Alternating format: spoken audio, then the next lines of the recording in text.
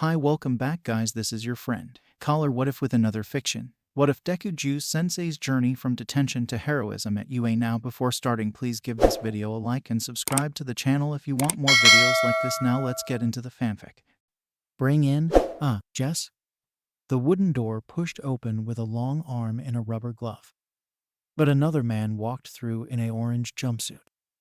A gas mask with twin ports covered his lower face and wrapped around to the back of his bald head. His gray eyes locked with the three people in suits that sat behind a thick plastic wall-sized shield. Geus.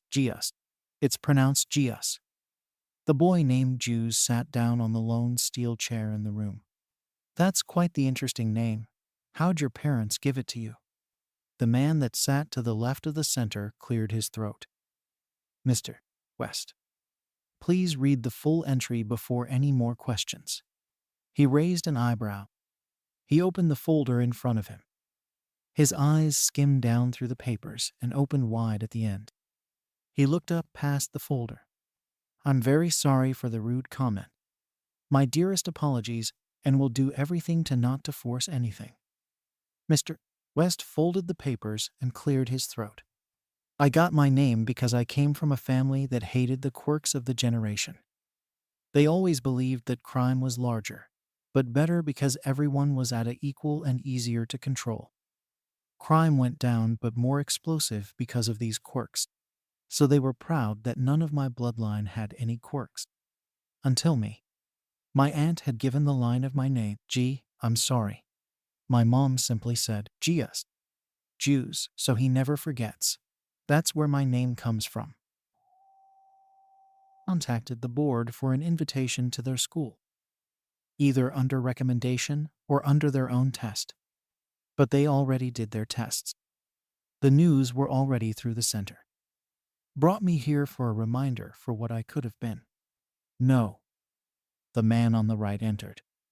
Through your 1 year here, it was easy to realize what you did has not affected your character negatively. Many on the board begs to differ, but some think that it's a perfect assessment of how you are. If you can follow our conditions, then we can place you through the school. His eyes filled with tears. I never wanted to do what I did. The teachers and everyone on the administrative team knows of our conditions and has agreed to hold this away from students. Of course, your history and presence is public information, so you may release any you want. Your fights with other students will be limited in case of your quirk gets out of hand. So another student is going to be at your side at nearly all times. Nobody must know about their true intentions. If they do, then you'll be expelled and placed back here. Your costume has been already selected to ensure complete control, and any modification will get you expelled. Any representative that shows up and asks questions require complete clarity. If we suspect anything, then you will be pulled. You will be given a collection of air filters built with a GPS. One must be on at all times to watch your location. Unless the school takes you out of your allowed proximity, you will be expelled. Every communication you have will be recorded, every purchase tracked. There are many more in a booklet you must read over. Mr. West interjected. The point is, everything you do will be tracked and observed. If you agree to every stipulation, then you're allowed to go to the school. For your safety, I want to give you one piece of advice. Do not get involved with any other student. The less connections you have, the better it is for everyone. See this to control your quirk and not as anything else. Am I excused? Juice asked. Yes, of course. You have until the day before the first day of school to make a decision. Juice got up from his chair and walked back through the open door. The man in a full suit of rubber pushed Juice ahead. Another man in a rubber suit waited at the end of the hall. He clicked the button for the elevator doors to open. Juice went in the elevator alone. The doors in front of him closed and down the elevator went. The elevator opened back up. He stepped into a room surrounded by rubber. The walls, the floor, everything was surrounded in a layer of it. Juice raised his muscle where his eyebrow would be. His private room was changed. Instead of his bed in the corner and his day's study materials and a desk in the center, Now a small desk with 2 chairs replaced it. The chairs and desk were bolted to the ground. Geus walked to the desk. The only thing on it was the only thing not in rubber. The papers the men before mentioned wasn't very thick. An easy read for Geus and assess whether or not it would be to go to the school. The doors from the elevator opened back up. He didn't bother to look back. From the time it should be the vitamin bottle for lunch. He held his arm back out to accept it. What are you doing?" The unfiltered voice caught Geus off guard. Her turned around to surprise him even more. Last thing he expected to see was a cute girl in his room. Long blonde hair that dropped down to her waist, demonized blue eyes. It was obvious to him she was a girl with a quirk. "I thought you were the guy that brings me my food and air filters." "Oh," her finger hit her mouth. She reached down into her bag and pulled out a small box. "That's what this was then." Geus grabbed the box and placed it on the desk. "So what are you and why were you allowed to see me? Without a suit?" "That's easy. I can neutralize you quirk. See, I can freeze my body to negative temperatures and pass it on to others. It's already tested that my quirk stops your quirk. I think that's the first time since I've been in here to see clothes that isn't rubber, suits, or jumpers." She showed confidence against him. She wore a white shirt with the sleeves rolled up to her forearms, a black skirt that opened up her calves, and high heels with elegant wrap-around straps that reached her skirt. She wasn't afraid to show her skin to him. She blushed. "Oh, I just really wanted to show you my trust in you. I read that barely anybody shows them to you, so I thought it would be best to reveal myself to you." Geus's eyes popped open for another reason. "That's not necessary. What you're doing is fine now." Geus sucked in his breath and untwisted the filters on his mask. He ripped open the box and quickly twisted on the new filters. What was that?" "When I take off my air filters, all my gas can escape out. If I hold my breath, then less gas escapes. Gas constantly escapes from my body, no matter what.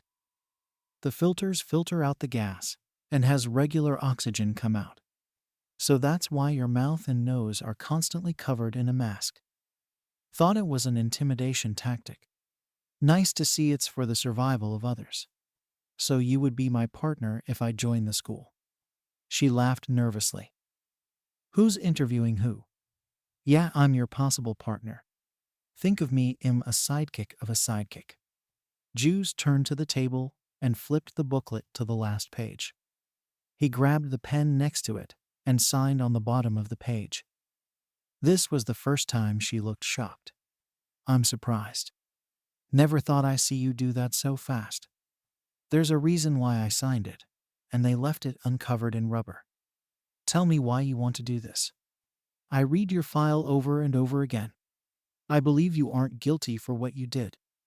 But you must not hide behind it. My goal is to bring those down the most to the top and realize who they are. I read every story you wrote, every paper you turned in. If I want to be the best in my field, I need to help those I know can become great. And with a quirk, you can even help heroes." He handed the paper to her. "GS is my name. Quirk, solidifying gas." She grabbed the paper. "Beka Irash. Quirk, frostbite. I'll see you in school.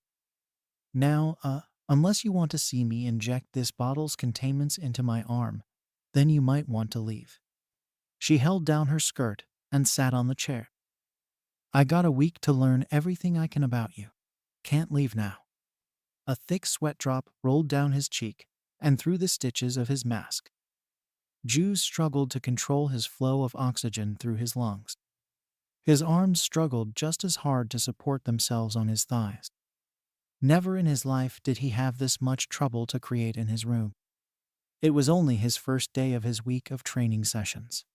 His eye twitched against the literal crystal blue eyes of Beka.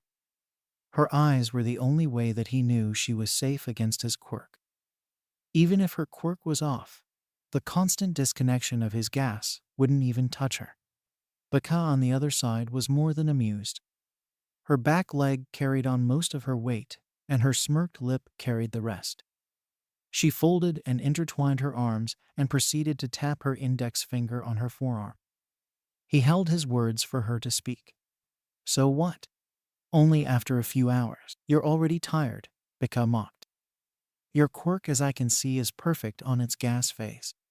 Your solid phase is like glass. I was taught to suppress it, not to express it. Jews huffed back. It took me months to even shape the solid state. Well. Bika tucked in her knees and lowered herself to the ground. She grabbed a thick book from the ground and took it up with her. I'm going to read this book and try to close it by forcing the spine to snap backward. If you want to save this book, you need to grasp my wrist and pull them away, like a hero. Jews straightened his back and closed his eyes. He focused on his own blood pulses through his body. The quirk he possessed took full control and expelled a fair amount of gas. The purple free flow smoke tightened and packed at the outside and turned a darker purple. At his own ports still flowed his gad phase and turned to the solid phase moments after. The gas rounded to her wrists and wrapped tightly around. In his mind, it was a solid minute for all his actions to flow and pry her arms. In reality, it took just under 4 seconds. Congrats, you saved a book. Bika continued to mock. You moved a few pounds away. Now lift 50 kilograms. Jews stumbled to the back wall. You're kidding me, right? I can't lift you up. Never once in my sessions with heroes that I ever heard one say they can't, she shouted. You are going into the top class in the top school in the country. And you're telling me you can't do this? I saw you in footage that you shaped your gas into a bomb and blasted off 3 other prisoners. Jews slammed his fist against the wall and walked up to her. Strong and thick gas surrounded Bika. The gas he displayed instantly solidified around her and lifted her in the air. You're lucky your quirk cancels mine out. Normal cold doesn't stop this, nothing does. Yes, I know how to combust my gas. Before I walked into that camera, I got a broken pole slammed against my back and my calf. I did it to escape. I know all about explosions. Jews shoved his hand over his eye. He couldn't explain why his head felt nothing. I don't feel so good. It's your brain telling you you're at your limit. You want your dreams to come true. Then explode this gas before my quirk shuts down yours. I can't. I'm losing it. If you want to be the one to see your mask off your face, then you better explode this gas. Jews coughed. In reaction, part of his gas faded off. Half his face started to twitch heavily. The attempt to change the form inside his quirk became too much. The gas on his right side gave out and hung Bika in the air. Jews, stay with me. Bika grabbed the gas that held her side and broke free. She dropped to her knees and picked up Jews' head. Relax and breathe. Relax and breathe. Stop using your quirk and keep it static. Jews wanted to speak but couldn't. His hand managed to reach the air and snatched her hair. Next, his eyes rolled to the back of his and lost full control of his body. His body seized and spasmed uncontrollably on her lap. Random puffs of smoke broke through his open ports. Some managed to harden and stab through her arms. Bika fought through the pain and kept her hold of him. She didn't know if it mattered if he was on his side or not, but did it anyway. It took her all she had to keep the tears inside. In only 1 day of training, did she realize how much pain she already shoved him in. She pulled a small radio from her pocket and held it to her mouth. I need a crash cart and the whole hospital staff down -1 now. Jew's eyes opened up to a pair of white lights beamed directly at his face. He squinted hard against them and turned his head to the side. His eyes relaxed again. He couldn't move his mouth to speak to Bika. His hand twisted around to the back of his hand for Bika. She noticed his movements and rested her hand on his. Her other hand gently grazed over his bald head. He couldn't feel himself smile, but knew he did under his mask. If only I could show her I'm smiling, Juice thought. One day. It wasn't his main goal in life, but a goal for her to see him smile. His ultimate goal is to be able to have an open and free mouth to open it up to everything again. Food, movement, being able to feel everything with his lips. The cracked lips, the frozen air, chapstick. He wanted it all back. How you feeling, buddy? Bika asked. Juice couldn't move his mouth and couldn't speak from result of it. Can't talk yet? You've been out of it for 2 days. This is my fault. Juice moved his head slightly to both sides. No, it is. I pushed you beyond your limit. I should have listened to you and relaxed your body to these new moves. Juice clenched his hand down on hers in response. My name, Sensei. Juice said before his eyes closed again and lost consciousness. Doctor. Is his surname Sensei? Bika asked. The one other man in the room addressed Bika. Yes. Is there something important to that? I know he legally removed it from his name after he got in here, but I don't think that has anything to do with his condition. I know. His family is just infamous for being known as quirk haters, even going as far as donating to politicians to restrict quirk users even more. It just gives me an edge into his life and understanding more. Another day passed for Juice. His body was recovered from the injuries and ready for another day of training. With only 4 more days left before the first day of class, he's restricted to 72 hours to bring his quirk into hero performance. In only under a week, he felt his life has changed for the better. The prison trusted him a little bit more even with the 1 day of real training. For the first time in half a year, Juice was allowed above ground. The rest of the kids remained inside, but this was his first day allowed in the sun. His eyes locked with each pair of kids that watched through the windows. They all looked happy for him, even if they were separated with 6 inches of solid concrete. He knew none of these people were horrible villains.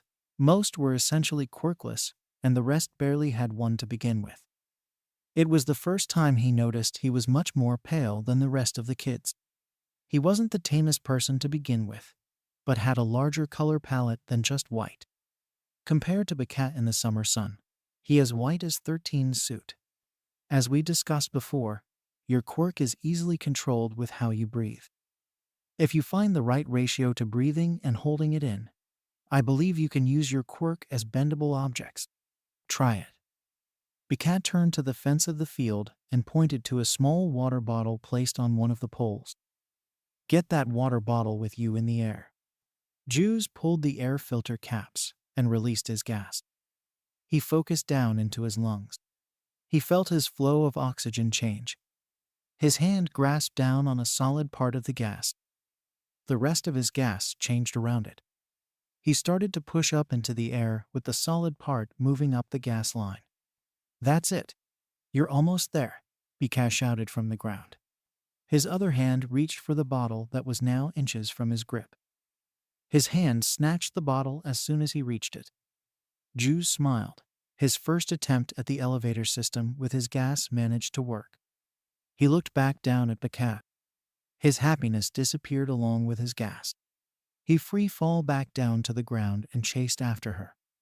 Her eyes and lips were blue, but she still curled up in pain. Juice scooped her up into his lap and turned her forearm to him. A small patch of the skin was melted off. Bika, I'm sorry. Even through the pain, she still smiled. It's okay. We just have a little more ways to go. How did this happen? Your quirk is supposed to resist mine. On our first day, you no longer hurt me even without my quirk. I guess it was a little foolish of me to believe there could be that much progress in a day. Their small conversation distracted Juice. He didn't notice the twin doors swing open with half a dozen men rush out. All were equipped in suits and small stun sticks. 2 of them got to Juice first and pried him off of Bika. They ignore his own screams and shouts. A third man ran up to Juice and jammed his stick to Juice's chest. His body went into a state of shock and calmed him down. Still, he was able to watch the rest of the men pull Bika inside. In less than 5 minutes, everything he thought was right was crumbled. Jews recognized the last man to come out after Deku was brought inside. He was the tallest and biggest man out of the guard. He wasn't the captain, but someone who everyone went to for help. And he was the man that hated Jews the most out of everyone else. Each footstep felt like a tremor went off to Jews. He couldn't see the eyes behind the mask, but knew the disappointment in them anyways. Even I was rooting for you. Look at the rest of the children inside. Every eye on you changed in an instant. The guard mocked. But it seems you will never change. He looked at the other 3 guards. What are you waiting for? Get those air filter tips on him. Jews wiggled his head around the men that attempted to restrain him. He barely saw through the commotion another prisoner of the detention center sprint out of the doors. He's escaping, Jews shouted. But nobody listened to what he said. Jews smoothly blew out a slim stream of the smoke through both ports. He guided them around the guards' necks and tightened once they hit a full circle around. No one saw it coming and Jews was able to pull them off of him. He vigorously blew the gas into a straight line for the escapee. Only now did the others see what Jews has seen. The gas Jews sent over wrapped around the boy's ankle and tugged him backwards to cause him to fall to the ground. The gas he sent moved around the boy's body and tangled around the rest of his arms and feet. Jews kept hold of him till the guards were able to catch up and hold him down. I'm not a criminal. Jew's eyes moved to the corner of his eye socket and looked at the remaining guards next to him. I'm not going to hurt people to hurt them. I promise you this opportunity is not going to be wasted. I may never become a hero, but I'm going to use this opportunity to hone my quirk and do good by it. I won't squander it for a meek chance to escape. Bravo, bravo. A squeaky voice came right after Jew's. He searched around for the voice, but couldn't see the right owner for it. Down here, boy. Jews looked down and squatted to the height of the mouse at his feet. Oh, a talking mouse. That's normal. That's the principle of UA. Show some respect. The second-in-command guard whispered in Jew's ear. I came down to see how you were preparing for the school year, and oh boy does it look like you're ready. The mouse praised. I just hurt my friend. I'm not ready to be next to other people, especially if they don't know my situation. The mouse laughed. You see, that's why they call it training. When you were focused on catching that boy, you didn't hurt him. You perfectly caught him with damaging him, just like how a hero would. Keep up on the trading, and you could be a full-fledged 1A student. Thank you, sir. I'll make sure I'll be ready for that day. I also came to make sure this is what you wanted your hero costume to be. The mouse pulled a folded piece of paper from his inside suit pocket and handed it to Jews. It only took 1 second to look at the picture and turn sour. That's the replica of the prison guard suit here. He looked to the secondary captain who had a large grin on his face. I have a few changes I'd like to incorporate. One thing I will miss, but this place. Jews yawned. Is being able to sleep in. Jews waited in the morning musk for the correctional bus to arrive for his first day of class. He had no bag or gear on his side, just the school uniform they gave him. He didn't wear the tie and left his top button undone, but still had the tie in his pocket if anyone offered to help him with his. Underneath his uniform, he wore a black hoodie with a rounded hole that would cover his gas mask and his bald head. Jews looked down at his watch. A gift from the secondary captain for his first day out. Come on, Deku. We only have a few minutes before the bus. He felt his phone vibrate from his pocket. Another gift from the prison. The most restricted and basic smartphone there was. Able to receive any calls and texts and use any apps that the school recommended to have. Still was a phone in the least. A text notification from Deku was on the screen. Not going to school with you. Be pretty weird for a 27-year-old to show up in class. But I believe in Uwu. She's 27, Jews shouted. Oh, perfect timing, the bus arrived. The ride was silent as it always been. the drive tuned out with headphones over his ears, and the rattles from empty shackles and caged windows were at a minimum. Geus may have seemed not as much as a threat as he has been, but was still treated almost like day one. The only difference was that his ankles and wrists wasn't shackled up. This was the first time in a long time he saw people's faces outside of his detention center's uniforms. Faces actually smiled and laughed instead of either pain to greed. He caught the shock and fear of many outside the school, but still saw their faces of joy beforehand. These people look normal. Geus spoke to himself.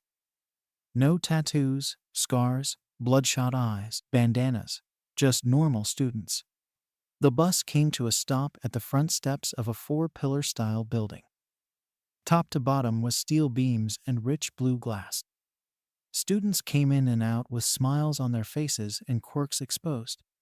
He saw a few people stop in their tracks and change from that original outlook. He didn't worry about their thoughts. This was a trip for him to regain his innocence, not for them to ruin his time out. He gulped and got up from his seat. He walked up to the bus driver. "Should I expect you here after school?" Geus asked. "Yep." Geus sucked in his breath and exhaled. "Let's do this." Geus took his first steps off the bus and onto the sidewalk packed with other students. He heard the things the other kids whispered. Most were either about the bus he came out of and the mask on his face. Only a few made him worry, as those students saw him as a future villain. One student from the top of the steps noticed Geus. He sprinted down to him. Smoke emerged from the bottom of his pants legs. "Ah, your pants are smoking." Geus pointed down. "I'm Tenya Ida, and I was instructed to show you to class." The man with nicely brushed down hair and glasses introduced himself with one hand on his chest and the other in the air. "Okay, no need to yell. And how do you know I need help around the school?" "I could know my way around." "Impossible. I was told you would have on a gas mask and come out of a gray bus." "You are Geus' sensei." Geus grabbed his hood and pulled it over. He grabbed the bottom of his face mask and pulled over the gas mask. "Take me to class, I guess." "Right away.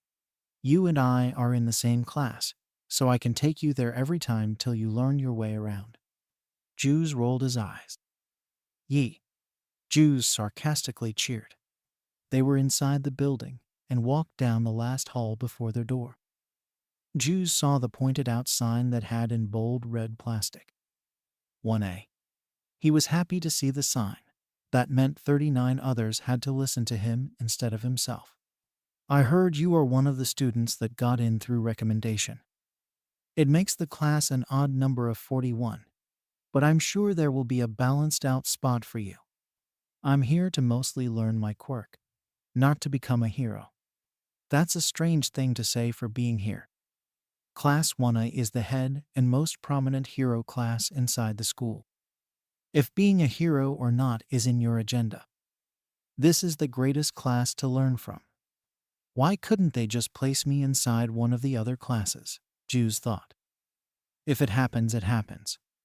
Geus shrugged. They both reached the door to their classroom. Tenya continued the lead and opened the door to the class. Not every student was here, but enough to fill a lot of the seats. Geus automatically saw his own seat, placed right on the edge of the first row. "Choose any spot. There is no chart here." Tenya waved his arm around the entire rows of chairs. Geus may have thought that was the case, but knew that lone seat was his own. A few minutes went by, and the rest of the seats were nearly filled around him, except for the one right next to him. He knew he would be a little weird with a hood, but didn't think it would cause others to be away from him. "What's your deal?" A grouchy voice gained Geus' attention. His pupils were small and his tan hair was uncoordinated spite. "Not going to answer me?" Geus could tell he tried to yell without the loudness. First day out of prison. Geus did his best to match the grouch. "Not the person to fight with here." "Ha! Better not pick a fight with me or I'll destroy you." Geus slouched in his chair. This is what I have to deal with. He mumbled. Hello, I'm Shota Aizawa, your teacher. Jews looked at the door. 3 other students partially surrounded another man that looked even more dead than he was. Loose bandages around his neck. His eyes veined red, and his beard was untreated. The typical look for a prison guard that just pulled an all-nighter from his second job. He came by and dropped a matching uniform on the front podium. Put these on and meet me outside. Jews was the first to grab the uniform and strip down to his skinnies and body-tight sweatshirt. He looked around to the rest of his class. They were wide-eye and mouth dropped at him. What? Do you guys not change as one group? Jews asked to the crowd. Tenya bolted in front of Jews and tried to cover Jews's body with his own. This is no way to do this. There are boys' and girls' locker rooms on the lower levels. Yeah, if a guard told me to strip, I stripped. Mr. Aizawa here is no prison guard, but our homeroom. Teacher. Jews shrugged. Next time, he said as he shoved on the blue and white bodysuit. Jews stood at the platform for his first test of 6. He knew he wasn't going to get in last if he was able to use his quirk to the max. Either he could find a loophole and use his quirk to basically cheat his way through, or use his quirk to get him above average. The few days of training he had was enough to get just above the basics down. Either way he tried to use it in this particular competition wouldn't get him first like the last kid, but could beat anyone with a tiny-looking arm. You want me to throw the ball as far as I can and use my quirk to assist me, right? Jews asked. Stop wasting my time and go, Aizawa answered. Jews pulled his mask down to reveal his gas mask. He had a few people focus on him heavily, but none really seemed to care. He reached for one of his filters and twisted it off. Jews felt good that he was the odd number 1 in the class. At least this way for him, then nobody could get hurt by his antics. He turned his heels to the starting line and squatted. The gas from his mask moved out with a hardened tip. The tip dug into the ground and expanded the hardened zone. His gloved hands grabbed the gas and lifted his body in the air. His breathing changed to make the inside fill with gas and expanded the hard shell. Jews's grip tightened and braced for the explosion ahead. Weren't you listening? I said. Aizawa's words were interrupted by a small explosion. Jews flew through the 50-meter track and crashed on the other side. 4.4 seconds. The camera stated. Jews rolled up to his feet and brushed off his jacket. Not the worst. Jews whispered. Whoa, that's so cool. A frizzy pink hair alien ran up to him. Jews now saw why people weren't too focused on his differences. A girl in pink skin and black eyeballs made even his mask look normal. Thanks. What was that stuff? How does your quirk work? My body makes the gas from inside, and I control it. Jews made sure his explanation revealed the obvious and told nothing else of it. Not how it works, its weakness, nothing. Is it true what everyone is saying? She asked. I've heard quite a few rumors in my time here. That you went to jail because of that gas killing your parents. Wow, blunt, he thought. Get to become my friend and maybe one day you'll learn everything. For now, just know I'm not the best guy. In any way. He kept his voice calm, but on the inside he was worried. It only took a few hours for them to research who I am. Maybe it won't be that hard to follow their rules. Don't worry about the past. A weird girl's voice spoke. Jews looked slightly down. The girl had long green hair and large eyes. Even before this, he noticed her weird behavior. Her hands up to her chest was just a start. Just being here tells us you can be a hero with a bad history. Thanks. You can call me Tsu, by the way. Jews pulled his mask over his gas mask and pulled up his hood. Yeah, of course. The next set of tests were easy for him to not cheat in. The grip test, small amounts of the gas rolled down on his clothes and to his hand. He gripped down with his own strength at over 100. but with the solid gas around his fingers doubled his result. The next test was a standing long jump. Geus used his quirk to concentrate it down at his feet. He did what he did on the first test, and exploded it to propel him into the air. He jumped in the air and across the sand pit. "Come on, Froggy, I believe in ya," Geus shouted. "I'm a frog. This is my Tarian," Sue said before she hopped to the starting line. The next test was his best test that he could use. As long as he could release his breath, he can stretch it out. He flicked the ball out into the air and caught it with the leaked gas. He gently and slowly blew the stream out into the distance. Geus ran out of air and released the ball to the ground. The stream of gas disconnected from his airport and disappeared in the air. 483 meters. That's what you meant with that question. Well, now you answered yourself. Good job. His voice was as bland and monotone as ever. Geus grabbed the ball and tossed it forward. 40 meters. His second throw didn't worry him at all. He was too much out of breath to attempt at a second and knew that far would keep him away from last place in the event. He left the circle and tightened the air filter back on before he reached the group. He turned in with the rest of the group. Geus cleaned off the rest of his clothes and gave a small huff. At least I'm not going to be last. He wasn't able to use his quirk inside the reach portion of the assessment quiz, but was able to use it on the sit-up challenge. A little gas on the back of his mask assisted his lifts up, and now all the effort he showed inside the exams proved his strength inside the class. He didn't see himself as the top student, and not the lowest. Even if his use of the quirk was to establish his laziness, it still showed himself his own strength in a week's worth of training. He wasn't entirely disappointed when it was revealed that nobody would be expelled at the end of the day. Geus did what he hoped many others did and paid attention to Midoriya. At the bottom of the class, and only did one good thing in the entire test. If anybody got expelled, it would have been the kid with a quirk that broke his finger. Hey. A light foot tapped against his own. Geus shook outside his daydream remembrance of earlier events. His fingers gripped down on the pavement steps and scooted to the side. "I'm sorry, I didn't mean to get in your way." Geus adjusted his hood higher above his gas mask. "No, isn't that your bus?" The orange hair girl pointed without a look back. Geus stretched his neck out to the side. Yeah, that's mine." Geus got up and walked down the steps. The redhead next to him followed. Why are you following me? You're one of the WANA students that got in through recommendation, right? Yeah. I'm from Class 1B. I'm Izuku Kendo.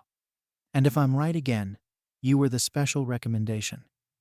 Can't wait to see what kind of hero you will become." Geus waited for the doors to open and took his first step in. "I'm actually not interested in becoming a hero. I just don't want to hurt anybody. Somebody saw you powerful enough to be a hero to be seated in 1A. You should really rethink your decision." The smile on his face seemed real to Geus. It wasn't often he saw someone smile, unless it was to do shady work. "We'll see. Be faster next time. You only have so many minutes before you'll get in trouble," the bus driver warned. "Yeah, of course." "Hey." The bus driver turned to Geus. "We're all hoping this thing can change your life. If you ask me, off the record, you shouldn't be here. And her, you should get to know her before you get out."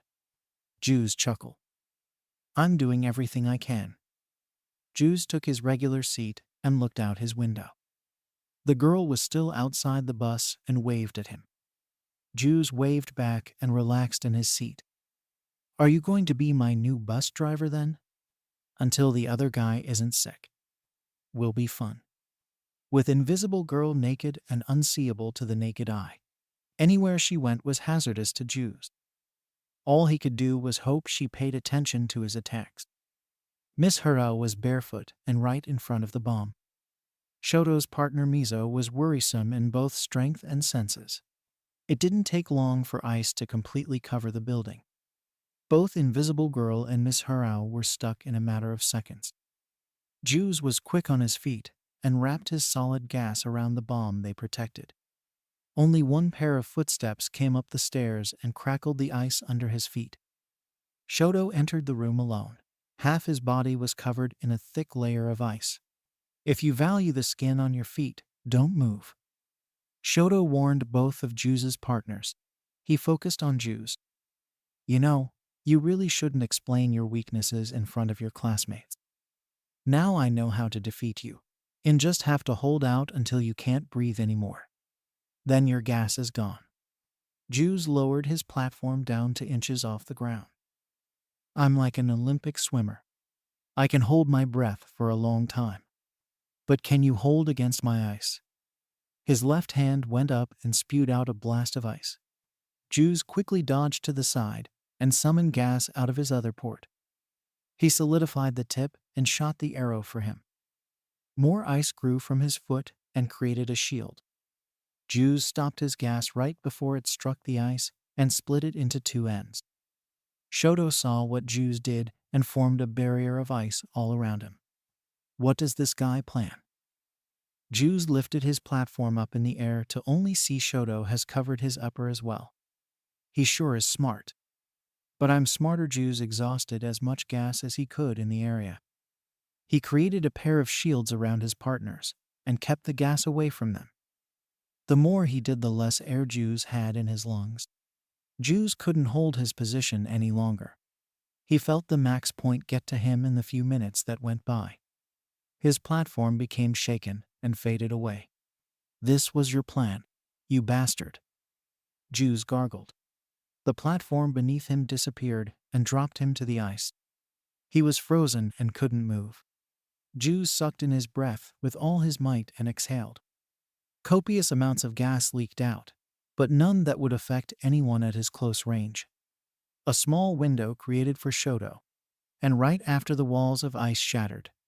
I told you from the start, I already defeated you. Shoto walked past Geus and touched the bomb. The ice melted right after the announcement of their win.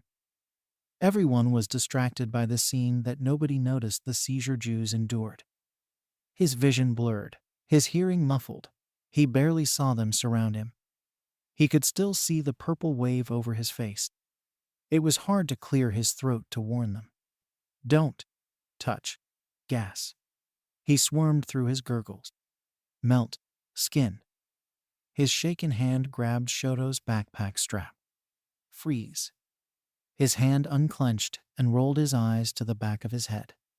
Geus woke up hours later. He barely remembered what happened after he collapsed on the ice.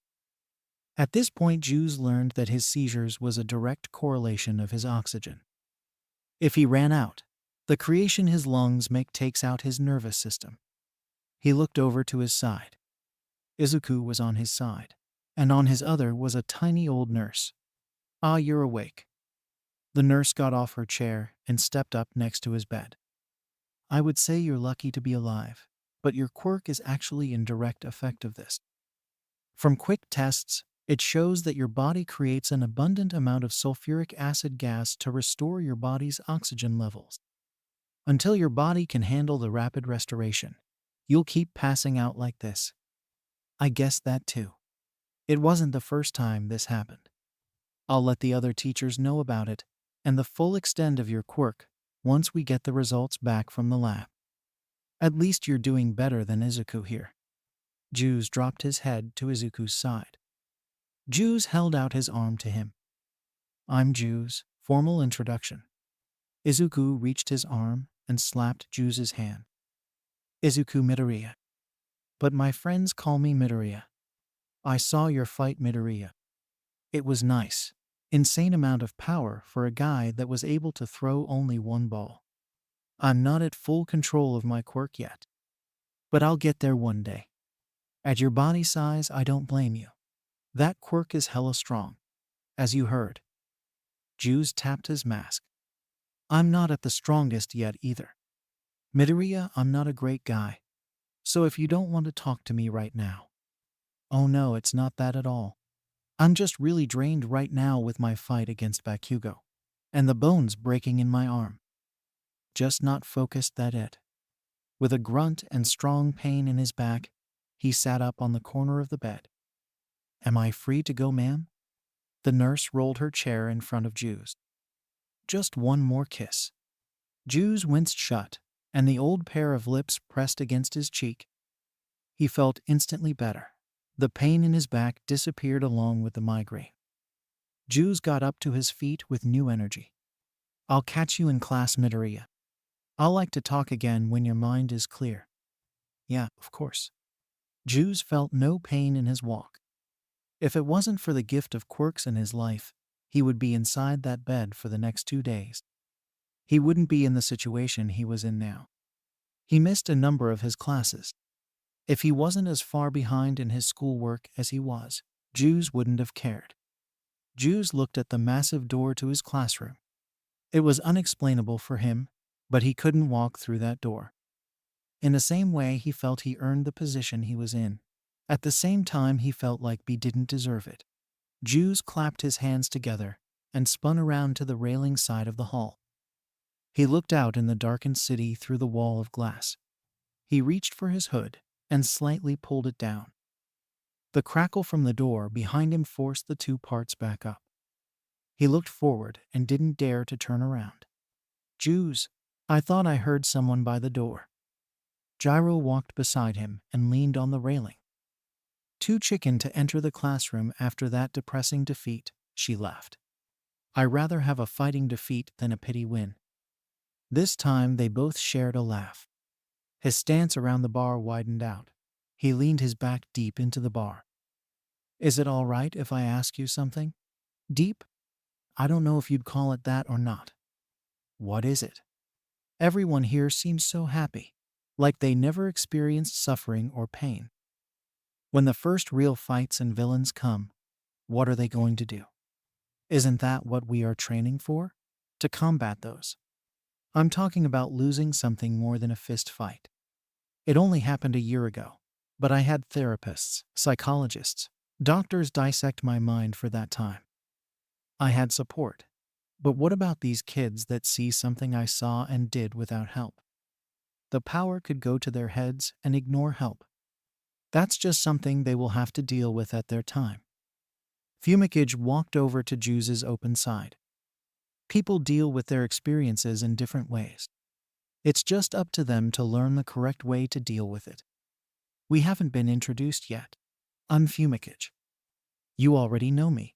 Everybody does. You're a unique case. Somebody seen with a strong enough quirk to get in the highest class based on recommendation, even with your past. As tough as we are, we're high school students.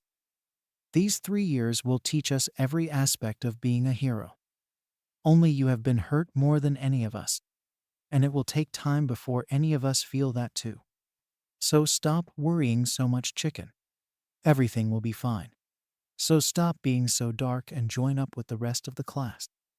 Want to hide your past? Hide it behind your friendships. Gyro turned her back to the glass. If you really want to learn to play the bass, you're going to have to lighten up a bit. Yeah, I can do that. We got a long ways to go anyways. So how was your first few days of class? Bika asked. She placed her coffee on the desk and pulled around the seat. Heard it was quite interesting. Juice finished a small set of push-ups and rolled onto his back. An relaxed sigh released out of his body as he stretched out his back. Well, the school gave me a full report on my quirk. Most of my oxygen is surrounded by my quirk. It acts as a secondary line of breathing in case if I run out. And when it's released out of my open system, it turns acid. Sulfuric to be exact.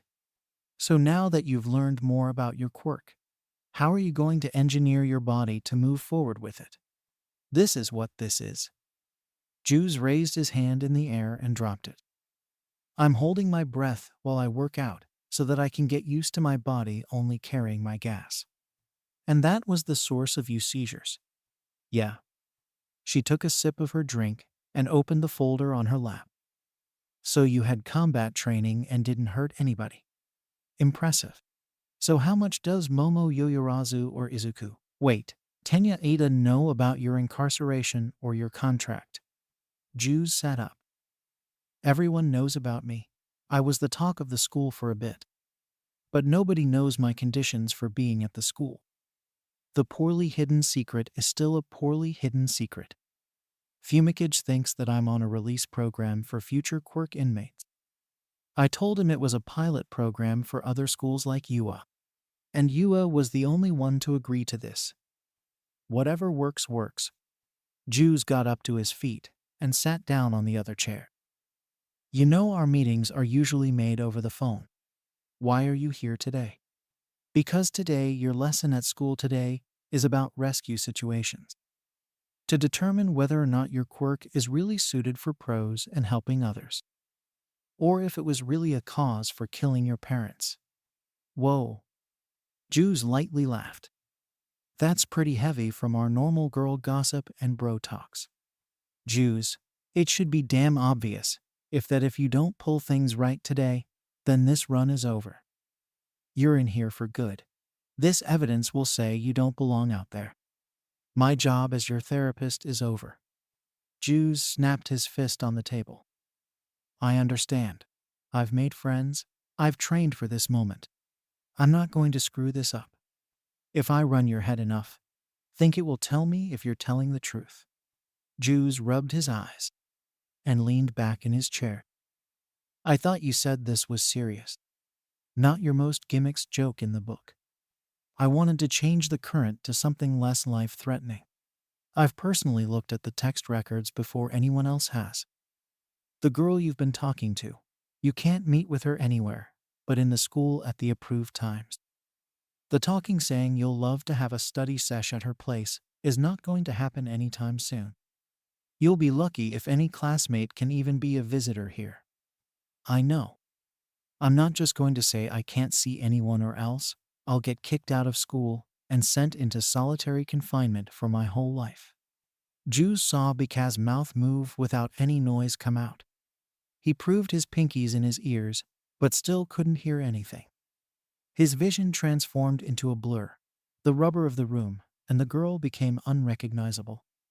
A black and purple fog took over his eyesight. The deafness filled with shouts and screams. He could hear his own breathing past all the other noise in his head. A second of calmness was all Jews had. Jews. He jumped out of his trance state. The past few hours finally caught up to him. The rescue drills they were supposed to have were interrupted by villains. He was on Mountain Design's spot in the USG. A handful of villains kept pinned against wall. It was only him, Gyro, Momo, and Denki against numbers double their size. Jews blankly stared at Denki. His screams in his ear was still muffled, but audible for him. Funny. I was hoping one of the girls would be screaming for me. One of the girls? Denki shouted. We're the ones protecting you as you just stand there. Jews maneuvered around Gyro and Denki. He twisted off the caps off his mask and flowed the gas out. I'm sorry I couldn't say anything. I just needed a moment. A wall of gas surrounded the ground. His laser eyes remained straight and locked. At the same time, his own eyes watched the gas go past everyone's feet. Their shoes melted, and the gas made through to their skin. Jews held in his breath, and his solid gas kept them stuck to the ground. He walked on top of his gas and grabbed the closest villain's throat. Tell me, what's your plan here? All it will take is 5 seconds for my gas to roll up onto your skin and melt it all away. But my ethics are telling me otherwise. Jews waited for another answer. Jews looked back to his group. This is what I wanted to do on the training field. Soft patches all around the solid smoke rose the gas up. The gas moved around their backs and turned into solid tips and penetrated. The gas in your body will keep you stuck in place. You move. Then the hollow shell will release my gas and eat away your spinal cord and move on. Think it's that easy to break us, one of the villains shouted. Jew's helmet beeped in his ear. He pulled the gas out of their backs and darted it to their necks. With the knowledge of how many people he hit, he jumped back and narrowly dodged a knife. The blade severed his connection with his gas and dissolved in the air. 3 of the villains dropped to the ground right, as the rest of them continued with their attack. Denki flew right next to him and pressed against a flanked villain. Geus took the opportunity and ran back to the rest of his team. "Geus, Gyro, protect me," Momo shouted. Geus and Gyro covered her 2 sides. Geus created more smoke and created a small shield in front of them. Denki kept the rest of the villains at bay with his electricity. A huge sheet bursted from Momo's back and covered them all. "You're looking at an insulation sheet 100 millimeters thick. Go, Kaminari." Momo pulled the cover over her head and held down the corner. Gyro and Geus did the same and protected themselves from audible shockwaves of electricity. He didn't know what to make of everything but trusted his partners. They heard bodies drop from outside and made him know why they hid under this sheet. His night vision view had him see the smiles on his friends' faces. Under his mask, Geus's face turned bright red. Geus turns away from them and planted his face in the ground. "I'm sorry. I didn't see anything, I swear. My head is down." "Don't look," Gyro yelled. "I'm not looking," Geus yelled back. "Not you. I'm talking to Kaminari." When they all turned to him to see his reaction, it wasn't as they suspected. His entire mind acted like it was fried. He walked in circles with a pair of thumb-ups. He giggled like a child and cheered himself up. The distraction gave enough time for Momo to create herself a new shirt and be prepared for whatever came next. "I still can't believe those were my first sight of real boobs," Geus thought. He recollected himself and turned to the only members of the group not dazed out. "My guess is that this was the only first wave, or if any are free from the electricity, then they are somewhere. Look at you. You never once gave leadership like this before. Geus, it's just not hot gas in your head." Gyro commented. "It's not leadership, I'm scared. And many can see that this was a last-ditch effort by us. I'm just looking out for us." A hand bursted from the rock and grasped the air. Geus pulled the covers off his mask and flowed the gas out again. It wrapped around the arm and went to work to melt its skin. A damp scream came from the rock, and the arm went straight back down. That was brutal. Momo was shocked. She stepped back away from him. "So that the true power of your quirk." "Yeah, it's why I kept it away. But to protect my friends, even if they see I'm a horrible person. So that's the reason for the gas mask, isn't it?" "Yeah. The filters keep my gas from coming out and getting into contact with any of you." "This is no time for this." Gyro stepped in before a fight could break out. "Geus is a man that can be trusted. He's fighting his wrong to become a hero. I'm not going to let anybody I care about get hurt. You're my classmates, like it or not your family to me." They stared down against each other. Momo relaxed her own tension and grinned. "All right, prove yourself. We're both recommendations I already proved myself. It's okay if you want to call me your equal. I won't mind." Several more villains appeared on the mountain area. Geus cracked his knuckles and flowed out his gas. "Gyro, Momo. Denki, you can join in when you're up for it. For now, let's fight." Geus dropped to one knee. His entire chest was in pain as he worsened it with fixed breathing. He could feel his left side start to twitch and bring on another seizure. He suppressed the feeling as much as he could. Not that he could feel it for certain, but he felt as the exposed strike to his face caused it. One of his eyes were exposed and bloodied, but it was covered with rock along with his throat. This one villain was able to cover himself against Geus's gas, Gyro's sound, and Denki's electricity. His entire body was covered in gravel and was able to shoot the sticky gravel at them. Even Momo was struck back from him. Every creation she made was covered in the tiny rocks. He was the only one able to survive the waves of villains that tried. The villain showed signs of weakness, yet nobody could take him down. "Geus, how you feeling?" Momo formed another pole from her chest. He's a little bit stronger than the other villains. He's not stronger. Geus rubbed the blood from his eye. He's just the counter of our quirks. I'm almost at my limit. I can do one large attack to let the others take the front, or just hold out with them till help arrives. But a hero wouldn't do that. Momo. She blocked a swing from one of the villains and kicked him back. What is it? Get ready to create a whip or something to pull me back. I know how to beat him. Geus's body tremors grew in intensity as more of his gas left his body and wrapped around his arm. He dug in his feet and boosted him off. The gravel villain tossed balled projectiles from his body arm to Geus. He wasn't the fastest in his dodgers, but managed to sidestep past them. Geus caught on quickly to his attack style. Every time the villain tossed his gravel, he waited for it to cover his body before he tossed another. Just as he expected, the villain jumped back when he was a foot away from him and tossed another handful of gravel down. Geus blocked the shot with his arm and spun away from the villain. His gas turned solid and hollow for extra amounts of gas to pack in. He spun around and aimed his arm down. It only took a second for it to reach a critical amount and explode. The explosion caused the Kevlar glove to shred apart and expose his own flesh to the gas. He whipped back around and thrusted his arm into his exposed shirt. Geus gripped on and blew as hard as he could to send the maximum amount of gas. The gravel villain screamed in pain, and he repeatedly punched away Geus. From the ground, Momo saw why Geus requested her. She whipped her whip around his leg and pulled him back to them. His body seizured on the ground with untamed amounts of gas leaked from his ports. Don't get near him.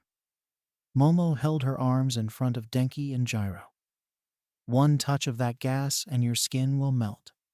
Gyro grabbed Denki by the back of his jacket and tossed him into another villain. As long as he's on his stomach, he'll be fine. Geus told me he can't move his tongue past his teeth. We just need to protect him till he gets up. Now we can use our quirks to their fullest with that guy out of the way. Thanks to him. Momo formed another pole and took defensive stance. Geus lied on the ground with rapid spasms to his body. Still, he was conscious enough to see the legs of everyone and understand what they did for him. He somehow mustered up the strength to reach his arm out. His arm smacked against every rock in his path and barely lifted up above the ground. Momo turned her head to him. He didn't see the smile that grew on her face. Come on, guys, he's still with us, Momo shouted. All Geus heard was the sounds of metal connect with different surfaces. He heard metal against rock, against flesh, the metal that vibrated from intense sound waves. To him, all those sounds were because they had to defend him. A few minutes ago, Geus made the choice to take out the impossible guy for them to continue forward. And still he didn't feel right to just sit back. All sound of the metal noises cut out for Geus. His hand landed back down on the dirt. He forced his movements to bring in his body under him. The veins in his body expanded in and out without pattern for the gas to spread through his body. This feeling he had surged more and more because of his moves. He didn't care. All he focused on was to get his body up. He couldn't though. With one lift of his chest, he suddenly felt nothing. All sound he could hear of Gyro turned to white noise. His body felt as if it was gone without notice. The only thing he continued to feel was the sight in his eyes. I overdid it. This feeling, I got nothing in me. Geus's mind stopped thinking. A pair of knees dropped in front of him. He couldn't feel it, but saw his body lift from the ground. He met his eyes with Gyro's. His was full of worries while Gyro was every part confident and determination. Don't touch me. You'll get burned by my gas. He shouted in his mind and tried to speak through his dead lips. Gyro saw he looked directly at her with one very wide eye. Whether it was to make him feel better or to actually signal him good, she smiled at him with a large thumbs up. It made his eye release the tension it built up and relaxed. His relaxed to its fullest and shut. For Geus, it only felt like a second of blank. a large amount of heroes from the school was able to get into the USG and rescue everybody inside. Everyone was evacuated and taken care for. In that 30-minute time span, everything happened for only a second. Juice's eyes burst open and boosted his heartbeat. His breathing also increased for a second and calmed down the next. He grabbed at his ports and noticed different kind of filters were placed on his mask. The ones were rectangular like a brick, instead of circular as a spool. "How you feeling?" Momo poked her head into the ambulance. Juice tensed at the sudden words, but relaxed right after he noticed it was only Momo. "I'm fine." "Is Seizure Boy up?" Gyro came from the other side of the ambulance. "Come on, that's not funny to joke about." Denki walked around Gyro. "Some people would find that really serious." Denki placed his hands on his hips. "Right, Juice?" "Yeah, I guess." "Back to your quiet ways. You were a whole lot cooler when you took command." Juice shrugged. "By the way, Momo, thank you for the replacement tanks. If we team up again, I carry spare caps and tanks in my belt. Didn't have the safe space to dig around your waist." Juice turned red at the thought of Momo feeling him that closely. It didn't spark to him till she said it. "I just reversed the workings of regular filters to filter the gas from inside to out. Now come on." With an open hand, Denki reached his arm in the ambulance. "Let's catch up with everybody else." Juice grasped his hand with Denki and used the assistance to climb out of the stretcher. He grunted from the landing on the concrete. He noticed out of the corner of his eye the bandage around his left hand. Gyro grabbed his bandaged hand and slapped himself with it. "Oh, that hurt, like a lot. You scared me with that move, Seizure Boy." She flicked his hand back down to his side. Her eyes were worried this time, while his was distant. "I know the song you're referencing," Juice mumbled. Those few words changed her expression for the better. Instead of sad eyes, they changed brighter and happier. "Of course you would, idiot. What do I do? Punch her shoulder? Wrap my arm around her? How do I play this?" Juice rubbed his face and then poked his finger in her ear. "Of course I am." More sirens traveled towards the UST facility. It was only in eye shot that Juice recognized the vehicles. 2 squad cars and a gray bus traveled down the lone path. He swore to himself, a moment where the memory of prison returned. The thoughts of his friends and the memory of this place was placed aside. All he could think about was the purple room he forced to call home. The rest of the students turned down into whisper once they noticed the cars. The ones that were on top of his situation turned to Juice. The doors to the bus opened up. The driver, who didn't like him very much, was back on. Juice rubbed his tongue on the back of his teeth and walked to the bus. Fumicage's arm grabbed on to Juice's. "I'll see you at school tomorrow." "Yeah, of course." Juice broke free from the weak grip and continued onto the bus. Juice learned upon arrival that there would be no school the next day. That also meant he was stuck in his cell for another day without any visitors. No matter how much he thought of it, Juice couldn't put in words for his depression. He felt nothing. Every call from Beka he ignored. All his school work he ignored. LT. Bailey called down to offer assistance in his training for it to be rejected. The only thing that he thought caused this damper on his day was his hand. Without help from the school's nurse, his hand was left to scar over. The mere sight of his in its flesh brought back suppressed memories. 1 year ago, Juice laid almost completely naked on an operating table. Needles and monitors were injected and placed all of his body. A specialized gas mask was placed over his mouth. Purple air pressed against the clear mask and disappeared soon after. He was placed unconscious and several monitors made sure he was still alive. 3 people stood over his side. All 3 were in hazmat suits. One of them white, who stood closest to Juice's head, and a taller and smaller yellow suit. "We looked over the old documents of your son, Mrs. and Mr. Sensei. And it seems that anomaly in his heart 5 years ago was the quirk manifesting in his system. It finally reached maturity and his body just wasn't ready. Something in his life sparked it in rapidity. The man in white explained, "I'll leave you for a few minutes. A few nurses will be in shortly to prep him for surgery. I must remind you, he only has a 10% chance to live if we get the source of his quirk out. We know. And we're prepared. We've waited 14 years for this, and we're not going to stop now. 5 years ago, it was unseen. Now we have a chance to restore our family name." The taller one said, "All right, I'll leave you two be." The white man opened the door behind them and closed to shut. Only the two in hazmat suits were still in the room. They got close to their son's bedside. They both removed their helmets and gazed at their son. His father's face turned angry. Both fists were clenched tight. His face scrunched up and swayed to both sides. He turned around and walked to the door. His hand pressed against the wood and his face rested in his arm. "I can't do this.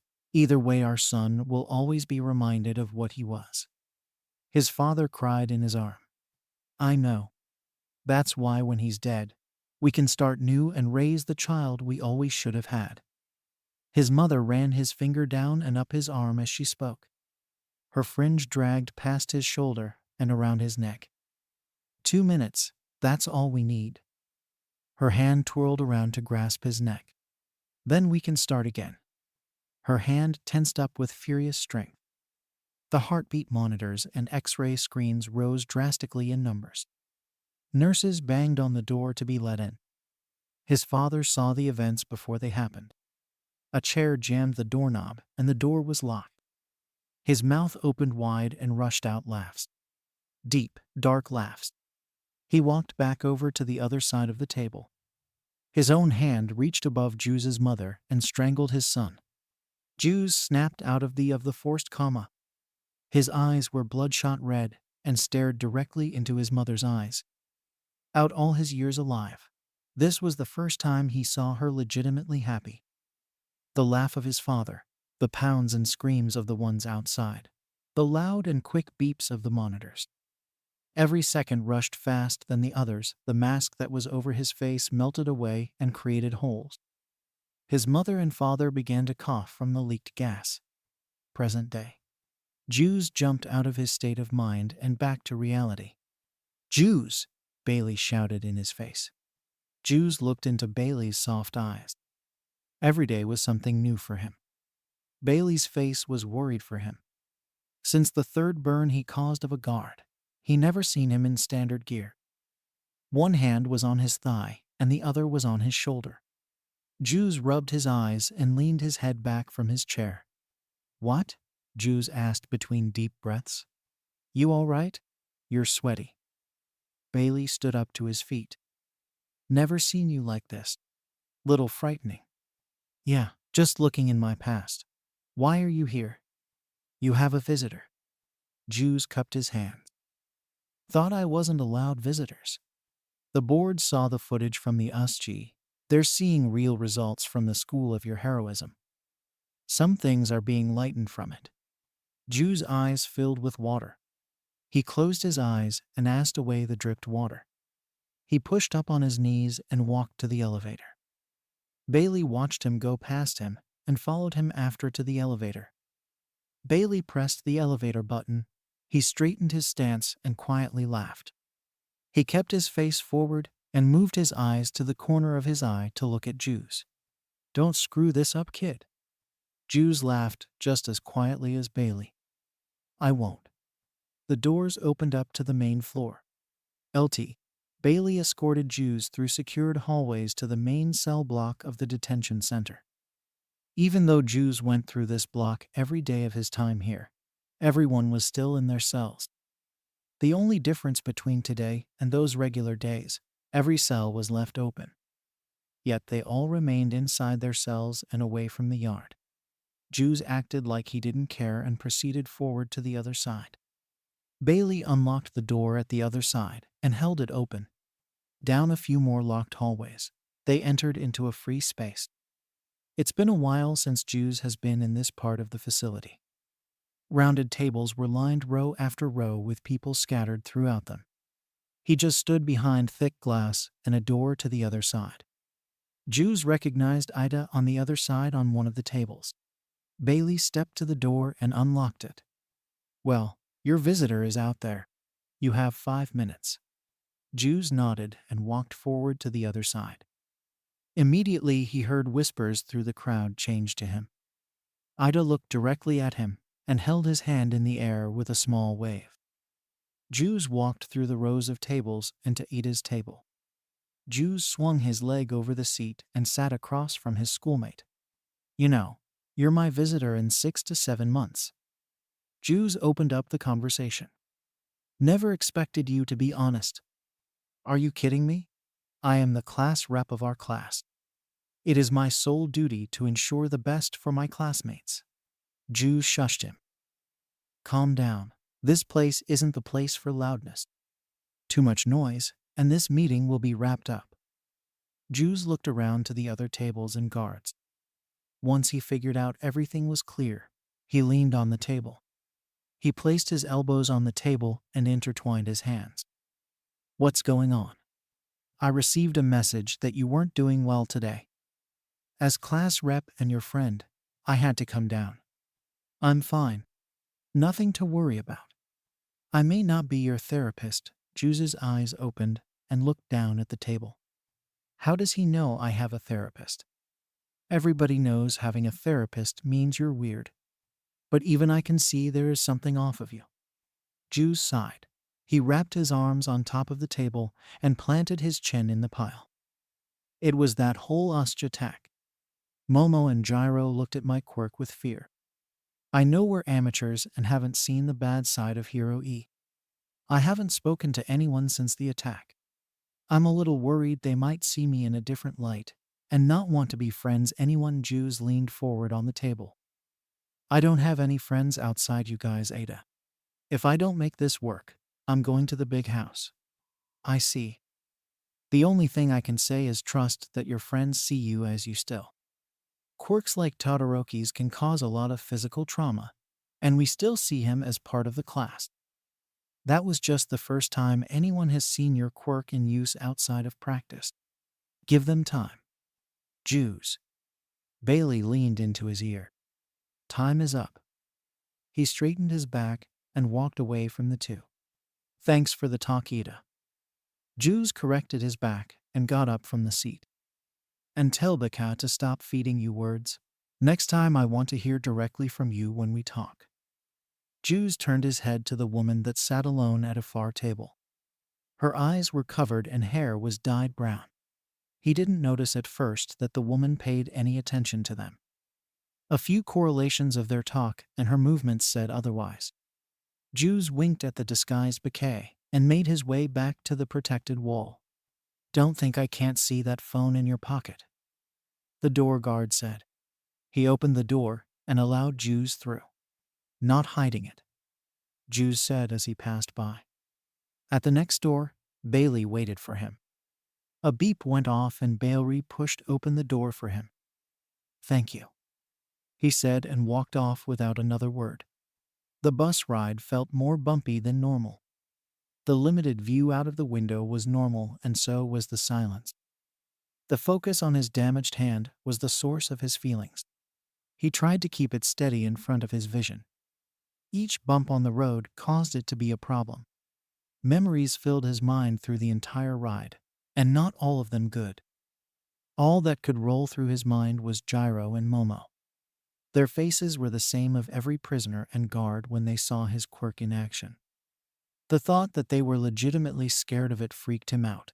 A side thought ran through his mind, that they were just shocked. For some reason, he couldn't explain why he refused the second choice. The bus came to a stop. In the process, Jews was forced forward and snapped back into the seat. His hand slapped him in the face and jolted him out of his mind. He looked out the window for the same girl that always waited for him. She was there on cue. It made him smile. He pulled up his hood and covered his mask. Jews grabbed the seat in front of him in assistance, go pull himself up. He moved the steps of the bus and walked out. Quite surprised you showed up for school today. Would have thought you would skip again. Izuku joked. Of course you would have no trust in me. They walked through the front gates and to the school. I am really glad that you are safe though. Everyone has heard of the attack on Asji.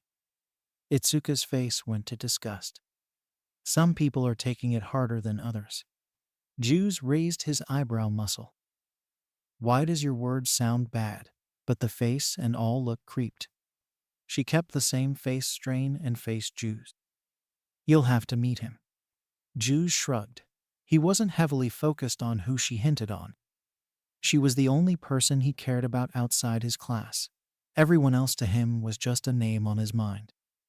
His attention turned back to his hand. He was glad Izuku was on his right side and couldn't see it. Once again his mind filled up with his self-hated thoughts. If I forever disfigure a villain because of my quirk, am I still a hero? Itsuka stopped and pondered the thought. It's a conundrum. If you're doing it for the better of people, it could be seen as doing what you got to do. At the same time, people can see it as abuse of your quirk. Why do you ask? Did something happen at the attack? Geus held up his burned hand. This is the effect of my quirk does to people. He lowered his hand and shoved it in his pocket. I forever destroy people if I use my quirk. The right side of her lip crunched in. It's your quirk. You're the one that will have to decide whether or not what you're doing is right. Could have said you don't know. That'd be faster.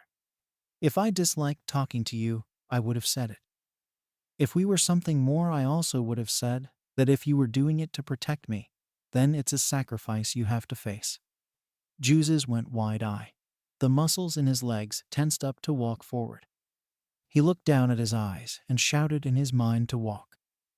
The continuation of his double thoughts took her words and extended them out. He never thought of them as something more. To him, they were always before and after school friends. Every girl and guy to him was just school-related, except for his closer friends. He remained his head forward and kept his eyes on her. Something more, he managed to say. Yeah, I like our talks. I wouldn't mind seeing you outside of school. See your quirk in action. Izuku walked ahead of Geus. We've talked so much of it. I'd like to see it. Geus jogged up to her with a relaxed mind. I see. I'll see you after class.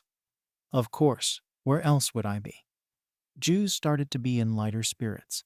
It wasn't a perfect feeling, but a feeling. No longer did he feel the double-edged sword in his mind. All that was left for him was to make sure his other connections to the school wasn't severed. His hand was still in his mind, and now it wasn't for the pain of his past inactions. Now he saw it as a reminder of his quirk, a gift that he was responsible for. If it can be helped, he would only use his solid form of his gas instead of the gas phase. Instead of burns and melting, he would be able to use it as additional force and slashes. His gas phase would only be used if absolutely necessary. No longer was he sorry for the use of his quirk. It was now a teachable moment to improve. He took one more look at his hand and used it to push open the massive door. The classroom was filled with everybody else from his class. It pondered him up to this moment if they class would see him any different. They didn't. The smiles and laughs they had carried on as normal. Geus, Ochako shouted from her seat. I didn't think you were going to show up. I was just distracted. Geus sighed and sat on his seat. Geus, Ada shouted as he sprinted with flying arms. He stopped in front of Geus's seat and bowed to the level of the desk. I apologize for manipulating you in our short conversation. Believe me when I say I only did it as your friend to see you were all right. Geus grabbed the back of Ida's hair and pulled him out from his bow. Don't worry, you got away with breaking my rules. I understand why you did it. I was just shocked a little. The open door caught everyone's eyes. In the doorway was Aizawa, his face and arms covered in bandages. Not a single person in the class acted unsurprised by his strength. He acted like nothing was wrong or different. His stance at the podium looked like every other day. Only this time his eye slits through his bandages were determined instead of tired. The U.S. Sports Festival is about to begin. This is a big deal to every student here. Wait a minute.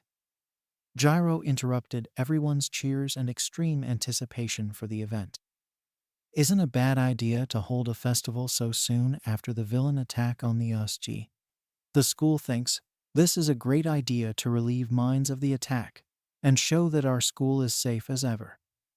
With the extra security compared to other years, everyone will be fine. This is one of the most viewed events in the world. It sets the Olympics aside and sets a new standard for tournaments. He's right. Momo clenched her fist. This is where all the heroes will look and where we get scouted. 1 chance a year, 3 chances in a lifetime. This is where whoever wants to be pros gets their opportunity. No aspiring hero can miss this festival. Class dismissed. The rest of the day was normal. Classes continued through their regular times. The only thing that changed in the classes was the constant talk about the festival. Like every other day, he wasn't one to talk to his classmates during classes. The words his friends talked about the event became a jumbled mess. His thoughts overcome the outer thoughts of them. An event about the showing off of quirks is the exact opposite of his family. A small piece of him wanted them to still show up and see the power of today's time. He didn't care that they would spend the day to knock him off. He just wanted something more. How are you feeling about the festive?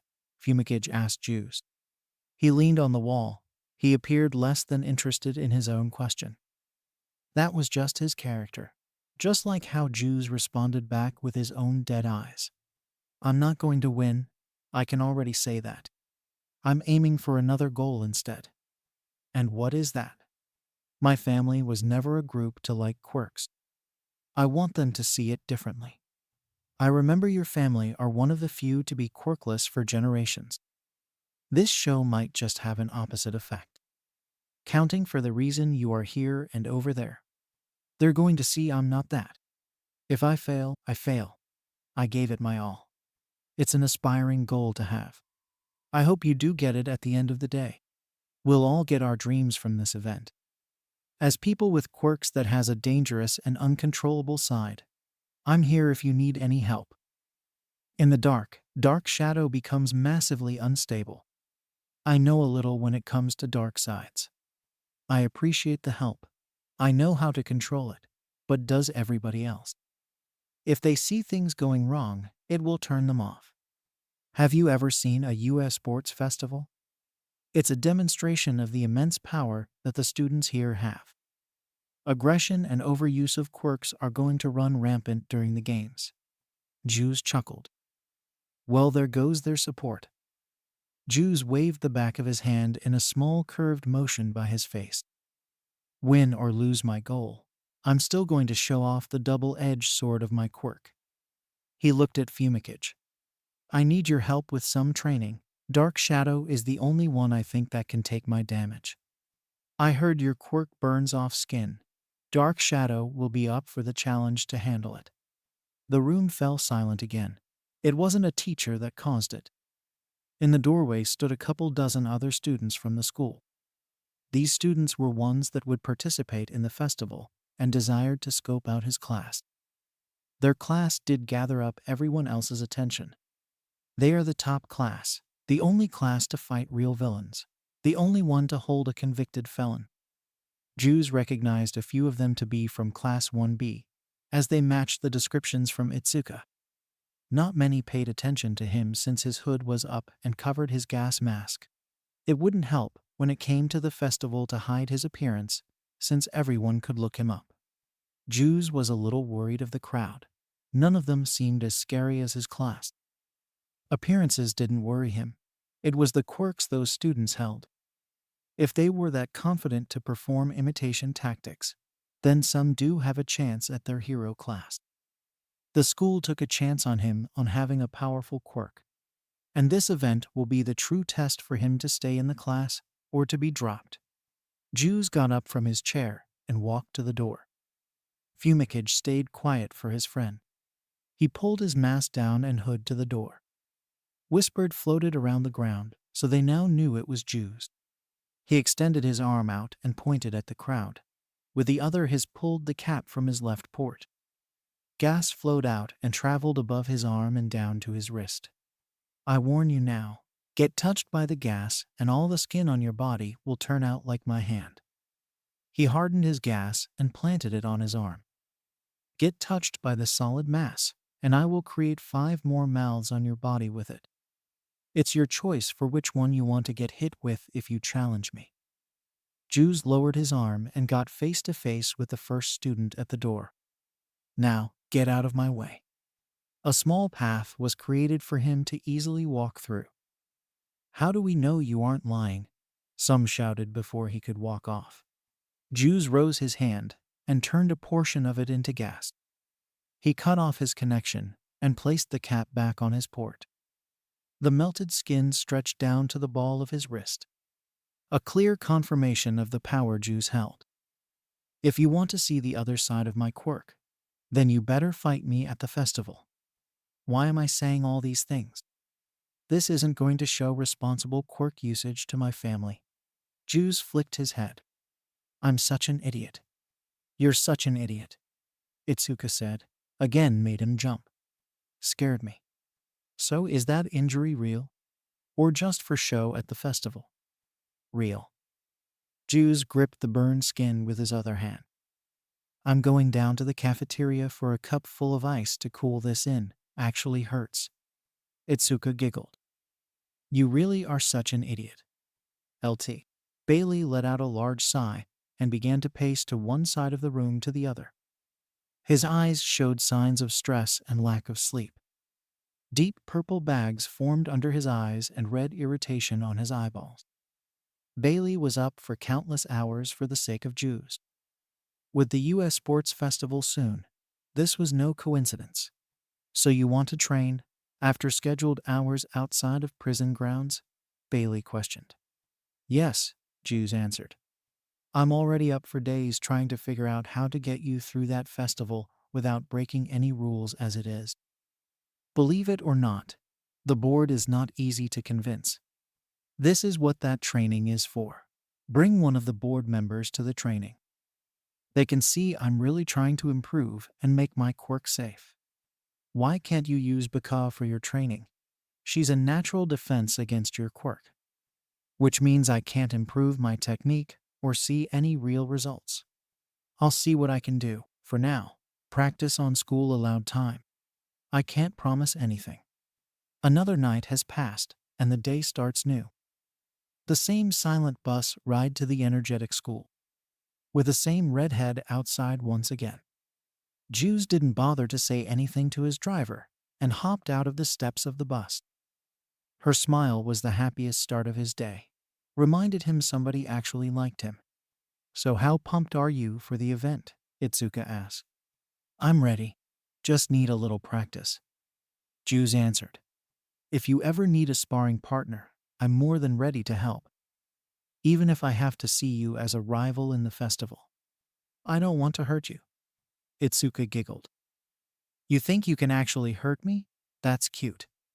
There's a reason why I'm locked up. My quirk isn't human-friendly. Jews, there's a difference between the old you and this you. Jews' mind froze. What is it? Her eyes and Jews' felt softer than they normally were. Before, everything she said was just because she was a friend.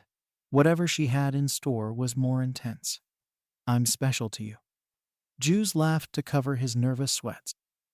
Yeah, of course, you are. You're my friend. Haha. Jews tried to partially cover his face and hide the redness. So that means that I want to hurt you even less. You're just afraid I will beat you because you don't know what my quirk is. You're really full of yourself lately. Come on. Just one match before the games. They stopped at the front doors. Jews grabbed the back of her head and dragged it to his forehead. Maybe, if there is still time beforehand. Jews opened the door for her to go through.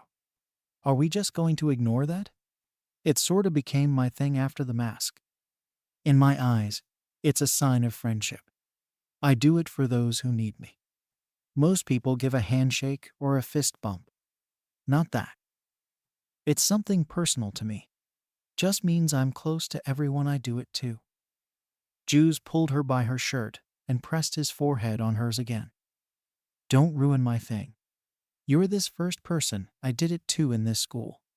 She tried to hold back her laugh, but exploded from it. I can't believe you, she cried. Geus twisted away from her and moved a few paces ahead. I'm going to talk to Fumikage. Fumikage and Geus scheduled themselves for their spar match at one of the school's practice fields. Large open space with a rectangular perimeter outline. It was early the day, so no classes were taking place.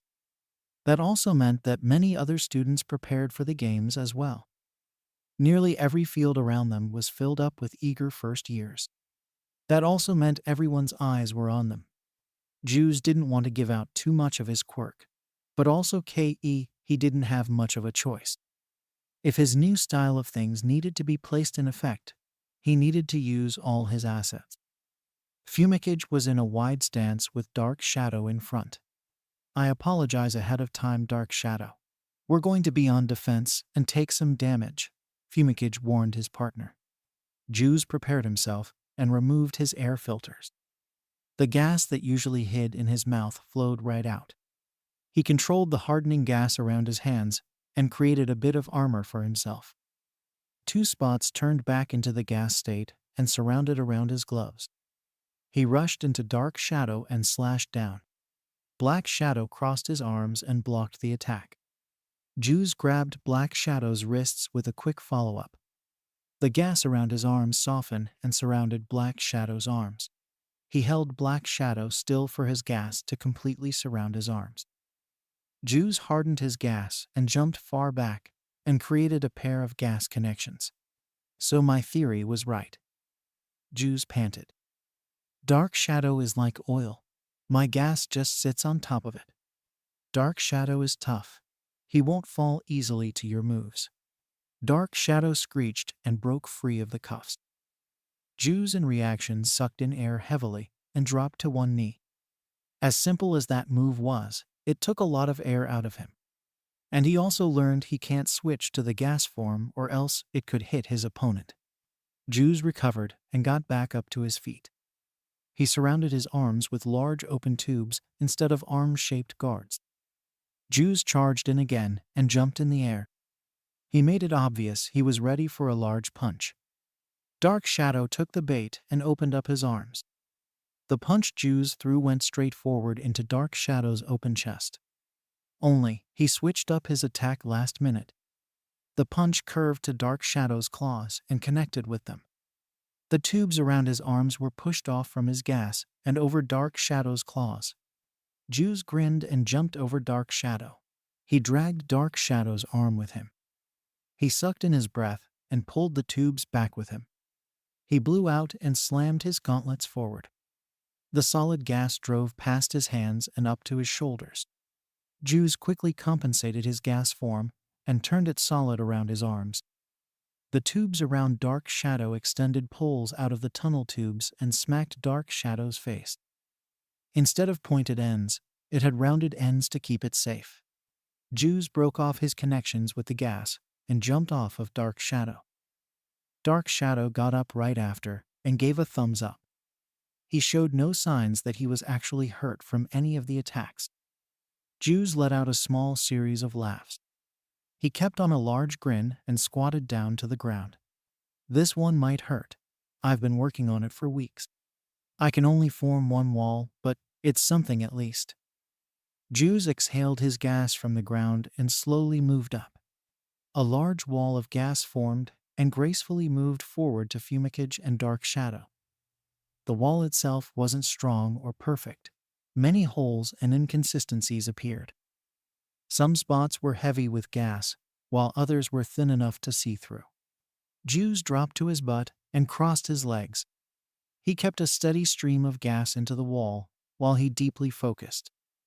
Randomized hard spots formed all around one side of the wall.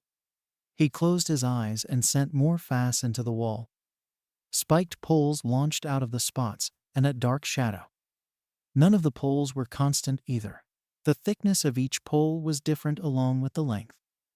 The speed of the poles was slow enough for Dark Shadow to dodge away. Dark Shadow flew around the wall and right after Geus. And Geus was completely unaware. Dark Shadow grabbed Geus by the neck and hung him in the air. The gas connection separated and faded away. He tapped on Dark Shadow's arm to signal he forfeited. Dark Shadow released Geus and went back into Fumikage. Fumikage walked to Geus and pulled him back up to his feet. That was some strong moves. Only your last move was all looks with no punch. Every weak spot was exposed and too slow to be effective. Fumikage explained. It's a good start with your adaptability. Thanks. I got a little work to go. It's a nice start you got there. Dark Shadow isn't very much affected by the gas. The thinner stage helped, but it's easy to see how it would hurt flesh. If I were you, I'd keep your moves tipped instead of dull. Your goal is to not use the gas state of your quirk on others. I've seen the damage it caused on your left hand. We need to practice more before your quirk can have strong enough hardening ability. Thanks for the obvious. That's kind of why I came to you. Listen. I know you're scared to use your quirk's main ability. If you want to win to the festival, then use your quirk to the fullest. Your moves are weak and useless in the current state. Cause damage. As far as I can tell, the solid state of your quirk doesn't cause burns and only in damage. I know I shouldn't be giving out advice like this so close to the games. That means you're a better friend than you think. Thank you. I'll have cures for the gas's effects hopefully before the games, so I can use my quirk to the fullest. Until then, I got to form my defensive side even more. We got a couple weeks. Fumikage grabbed Geus's arm. I'll be on your side the entire time you need me. Geus grabbed Fumikage's arm. Don't worry about that. I know I'll need you, only I won't go 100% on you. I like Dark Shadow too much. Geus let out a small huff. If you really see yourself that strong, but I doubt it. It's a good start for now.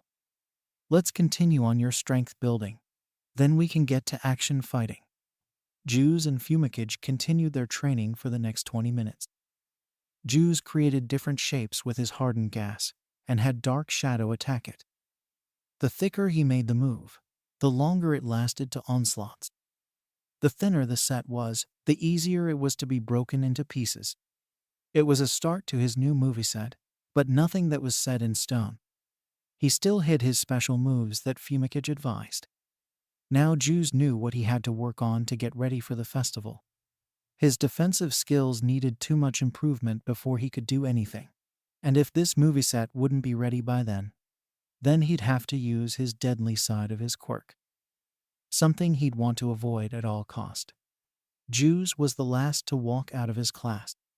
He followed behind Midoriya and was able to catch him before he got too far.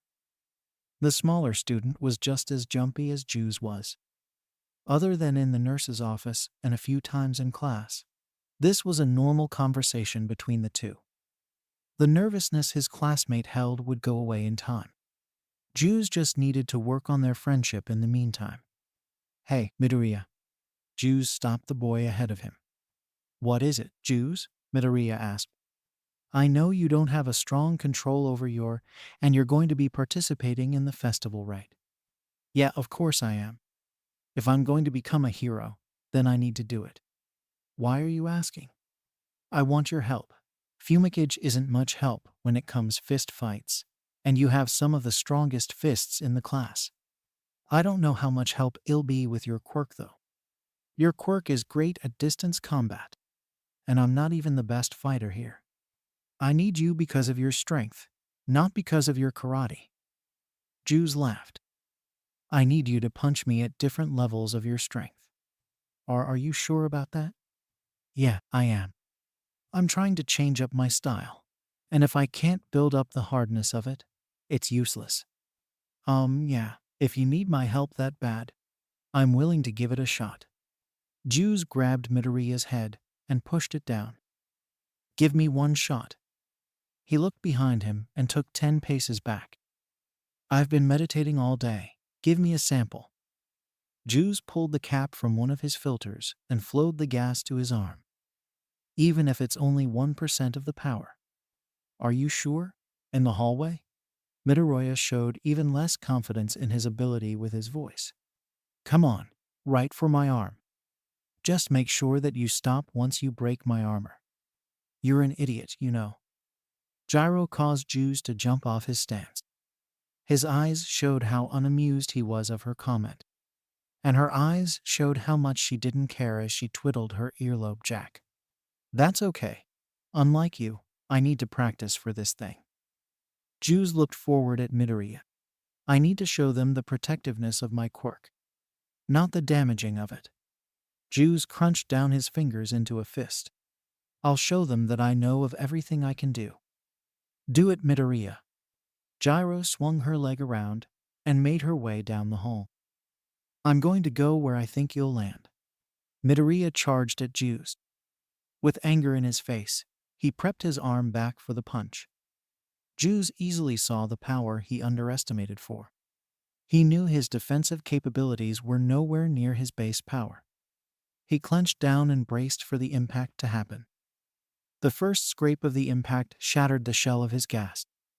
The speed of the punch made Geus feel nothing. The force, the break, the pressure, all hit him at once. Geus only felt his arm cave into his chest and flew him backward. He couldn't close his eyes. His body told him to keep them open. He had to lock eyes with every person he flew past. His momentum slowed down enough to plant his feet to the ground. Geus still dragged for a couple feet before he stopped. A soft hand pressed against his back. He looked back to Gyro. She still twirled around the jack and had the same lazy eyes.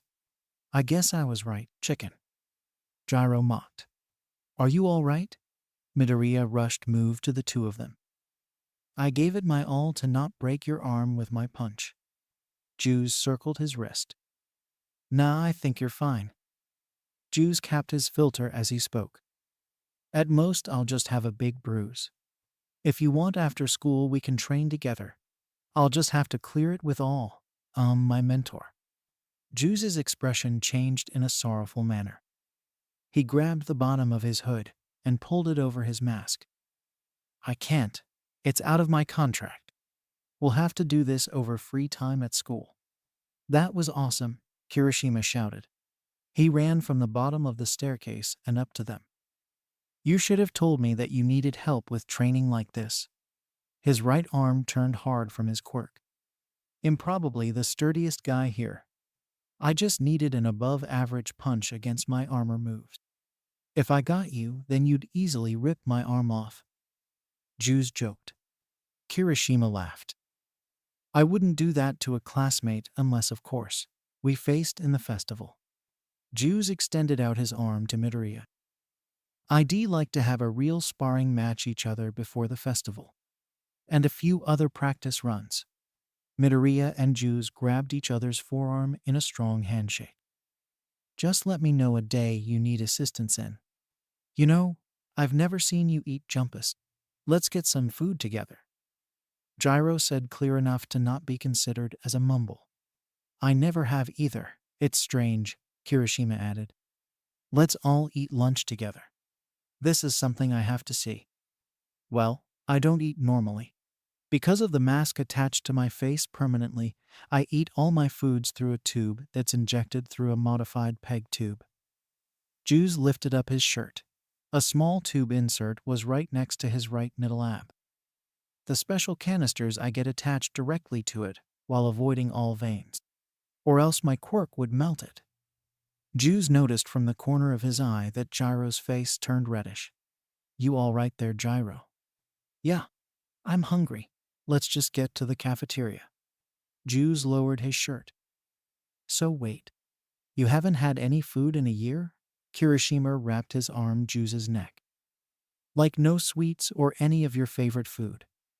He forcefully made the group move. Not at all. The most I get is exotic scented candles that flow through my filters. I feel so sorry for you. The next 2 weeks of training hardened his quirk's ability. It wasn't near the level to defend against a strike from Kirishima's quirk punch or Bakugo's explosion, but could take regular strikes and non-combat quirks. He never got the chance to fight outside of his allowed free time. Fumikage gave all the tactical advice he could and the slight improvements on his quirk, and Midoriya gave the stress tests to his quirk. 2 weeks wasn't enough time to perfect his craft and make him unstoppable. He only accomplished his goal to make him confident in his new moves. It was also a time for Geus to really learn about his classmates, a few of them at least. He really got to learn about the big hitters of the class. Kirishima was hot-blooded and aimed to impress. Bakugo was all about destruction, and to prove he was single-handedly the strongest student here. Ida wanted to be a leader through his intelligence and aimed for the top every time. Most of his class wanted to be a hero with all their friends. It was Bakugo and Shoto who turned him the most. They both wanted to be heroes through cold and dark ways. Each one ignored their classmates and believed solely in their own quirk. He imagined in his own mind that they were his rivals, even if they only saw him as another classmate. Geus still saw who his true friends were in his class. They were still a connected class through this. Had lunches together, borrowed each other notes. Other than combat, nothing changed, though the thought of the games on their tail made friends question each other's motives. And now this was the time to truly see it. The day of the sports festival was upon them. BGMI even made a special visit to the juvenile center for Geus. A special feast was made for every prisoner inside. For Geus, it was a special day. In a little more than 8 months, this was his first view of the upstairs rec hall. The gang fights were set aside. People were actually happy. Even the guards were relaxed. The TVS were set up to every news broadcast that featured US event. Everyone was inside and enjoyed Geus' company. BGMI and Geus were at the center crafts table and picked at the food of their choice. "So you think you can win the games?" BGMI asked and grabbed a hand full of chips on her plate. "I don't even expect to place. I just want to test my quirk. Your last text to me does say that you have decided to change up your quirk style. How is that going? With our training, your hardened gas wasn't as up to par with your regular quirk moves. It's gotten better. I'm mostly just trying to have it be an incapacitate maneuver and use my regular gas to defeat. Maybe that will show the board you're not a killer. Remember, everyone will be watching you, including the ones that decode your fate." Geus peeked over at the clock. "Damn, I got to go. School's early today for that event." Geus grabbed an apple from the table and stepped past BGMI. "I'll be cheering for you, kid," BGMI yelled. Geus didn't reach the door before the entire body of the prison clapped for him. Their cheers and war cries urged him on for the competition. He rolled his eyes and swayed his head to the sides. His damaged fist swung up into the air and encouraged the crowd to be louder. The guard next to the door pulled it open and allowed Geus through. Bailey stood on the other side of the door with a stack of papers in hand. He pressed them against Geus' chest and walked with him. "Sign everything on the bus and give it to the driver." "Of course, I know the drill. It's in early development, but your case has been reopened. Footage of your training has been reviewed by the board and investigation agencies. We even got new footage from the surgery room that was thought to be corrupted by the incident." Geus stopped walking. "Are you telling me I'm going to be free?" "No. I'm saying there is a chance so many things are going to change. Your sentence, the school, everything. Be prepared for anything." Bailey grabbed Geus' shirt and pulled him into a walk. "Just make sure you don't hurt anyone more than you need, even if it means losing." "Ah, where's the bus?" Geus asked. They both stood outside the pickup zone with a taxi at the zone. "I need to get there before the hour." "Yes, for appearances, you need to take the taxi to the school. Nobody outside the school knows you're here." With press around the gates, there's a good chance they'll recognize you and ask questions. The school was recently attacked, you know. Can't have you appear as a villain on civilian streets. I get it. I'll be back after school then. Good luck. Jews pulled the door open to the back of the taxi. Just behind it was obvious the vehicle was a modified police car. Quirk dampeners were lined on the floor and bottom parts of the seats. The windows were thick, and no handles were on the back part of the doors. A gas mask sat on the passenger side seat, and the driver was his regular bus driver. Only this time Jews could hear the music play.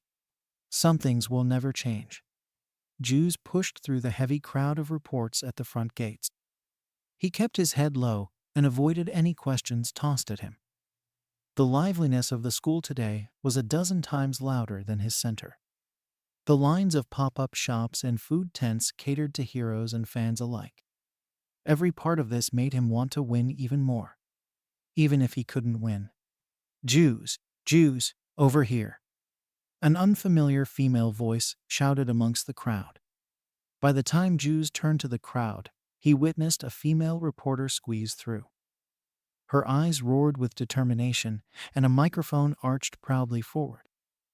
Jews, why were two UA teachers spotted at the hospital you stayed at a year ago? Does this have to do with the rumors of the reopening of your case? Jews couldn't answer her questions. The only thought on his mind was how she recognized him past his covered face. The time to answer her question disappeared. A couple more reporters appeared. All spewed out their own rapid-fire questions. Has security in the school enhanced because of your appearance? One asked. In your time here, has any student been hurt or worse because of your quirk like your parents were? Another yelled through. How do you know these things? Jews whispered. I don't even know these things. Do you believe your quirk is not your own since it took so long for it to rise? All these questions dodges because of you knowing the truth to each one. Jews, I have come to rescue you, Ida shouted. His quirk-boosted legs stormed past every report in his way.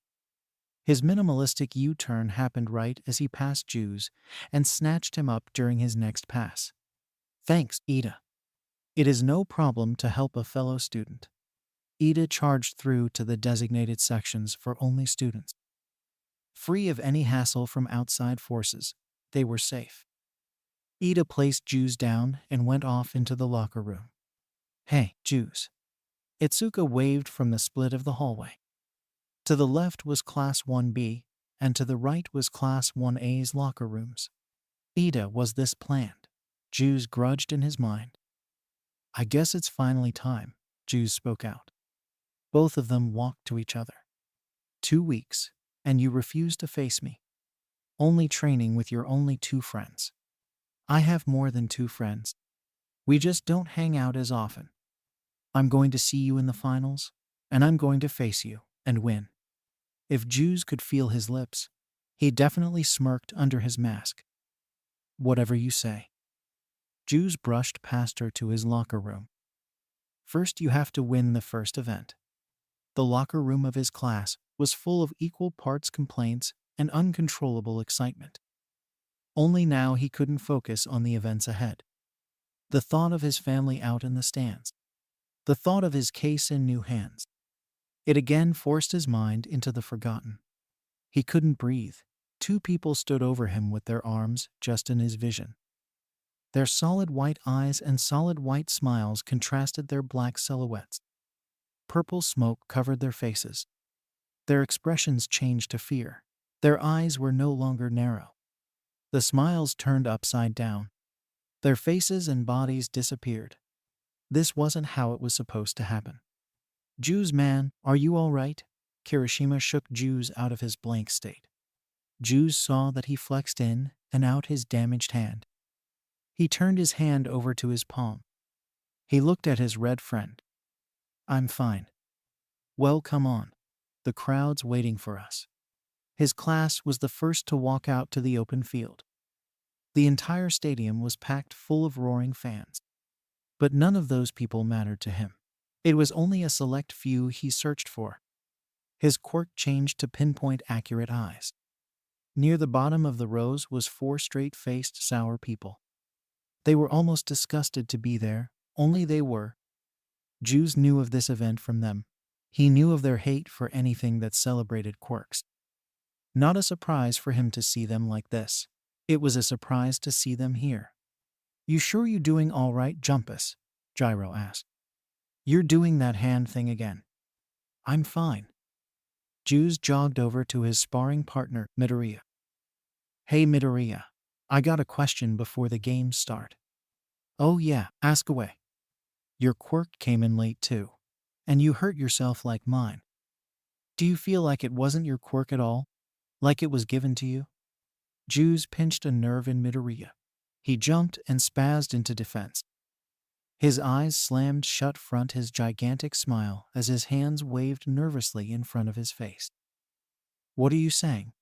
Mine just came in late as yours did, and we're here to train our quirks. They just don't feel like ours yet because we didn't have as much as everyone else did to make them special." Midoriya's panicked words surprised Jews for how much they calmed his nerves. The rush of words the reports handed out to Jews was destroyed by the rushed words of his friends. He looked up to his family in the stands. Their words mellowed out in his head at the sight of Baka, who was only a few rows away from them. "I can do this." Jews attempted to boost himself up. "Whether they like it or not, I got a quirk, and it can help people. I may not become a hero, but I can assist in the evolution. I'll show them." "Yeah, we'll show them all we'll be strong heroes," Kirishima yelled in Jew's ear. "I'm going to show them I'm stronger than all of them." "Ah, okay." "Welcome Hero Course Class 1B.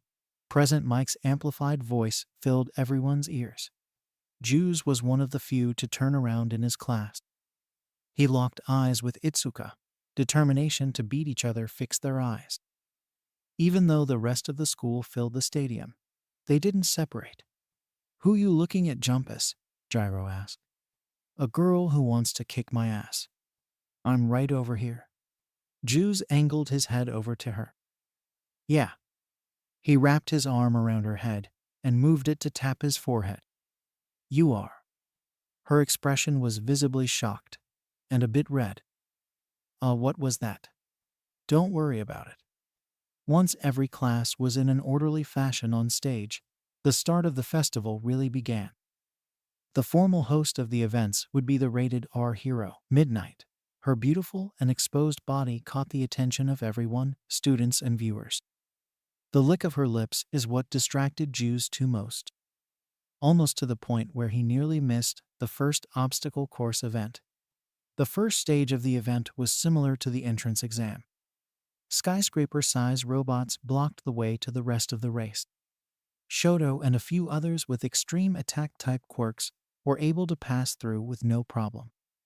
Jews also saw that this part of the exam would be no problem for him, even if he missed the entrance part. He untwisted his air filters and shoved them in his tracksuit pockets. Gas quickly flowed out of the now pure open holes. "Stay away from the gas," Jews warned. "It's bad." All these eyes on him made him insanely confident. Yet in class, he saw himself scared and alone. He walked straight up to the first robot. It paid attention to him, but didn't swing. His gas already wrapped around the metal legs and inserted inside the crevices. The metal melted and stiffened the joints as the wires inside melted, as well as where they refused to work. Smoke eroded from the top of the bot and tumbled it forward. A cloud of smoke covered his body and kept his walk hidden. "Holy shit, that's so cool." Jews looked up to the sky. "I'm going to show all of you."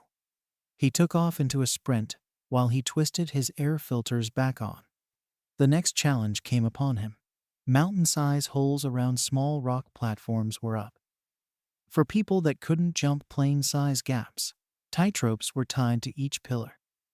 A few other students that went off ahead of the group still hesitated to their next plan.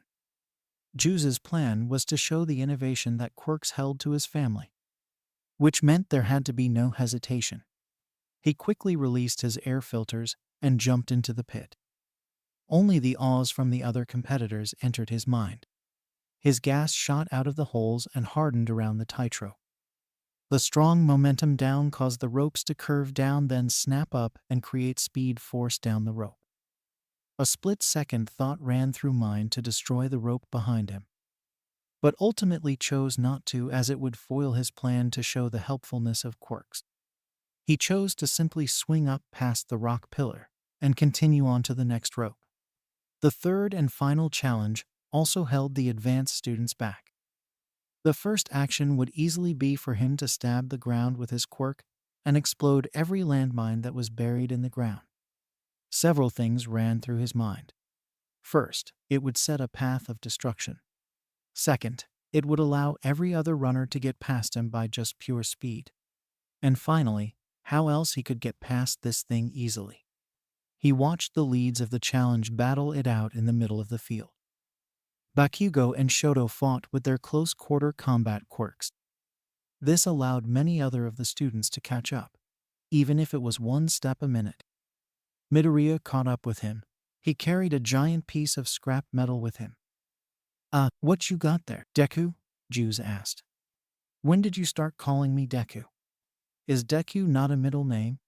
Bakugo keeps calling you that. Oh no, Midoriya nervously rubbed the back of his head. It's a name Kaken gave me to make fun of me. I guess you missed that conversation with your quick walkouts. Sorry. You might want to watch out for my gas. I got an explosion coming up. Explosion. Geus barely heard Midoriya whispered. Geus watched his classmate jump into the landmines. The largest explosion yet launched Midoriya far into the air. There goes the calm and safe use of quirks, Geus thought. Geus turned away from the landmine field. His gas flowed out of the ground and hardened it in the ground. He reenacted the first quirk test from Yua. The hollow shell of his quirk started to fill the insides. The explosion launched him in the air. Only this time he enlarged the shell and the pressure. He launched farther inside the field than he did at the 40-yard dash. While in the air, he filled each port in his mask for a special task. The left created another explosion, while the other formed a spike. The spike landed in the ground and propped him up. The explosion launched him back into the air. The finish line was just in front of him. He was far from last, and at the same time far from first. He crossed through the finish line, which was placed back inside the stadium. The crowd roared for the victors of the first challenge, all except his family. Their disappointed and stern faces burned their image inside Geus's eyes. Luckily, because over-the-top cheering kept his psyche in check. This was only the first event in the 3-part series to lay out his plan. His family still looked unimpressed and downright disgusted by this. Geus only wished for those looked to change by the finals, and nothing would stop him to get there. This was his only chance to change their outlook and rebuild what was destroyed so long ago. Dozens of other racers crossed back inside the stadium. Geus watched calmly at the racers as they crossed. A constant pattern appeared to each of them. Either hatred or fear was on their faces. Unlike his classmates, they were the only ones to congratulate them. Geus made his way over to Midoriya to talk to his first-place friend. A hand grabbed his shoulder and forced him back. Geus turned around to become face-to-face with Bakugo. The anger on that man scared Geus, even if he hid it behind his regular face. What the hell did you say to Deku? Bakugo yelled. Geus itched the indent on the back of his head. Other than day one. This is the first time we talked. Bakugo turned even more frustrated. His red eyes pulsed with each heartbeat. I'll kill you if you don't tell me. Geus turned the corner of his eye to the stands.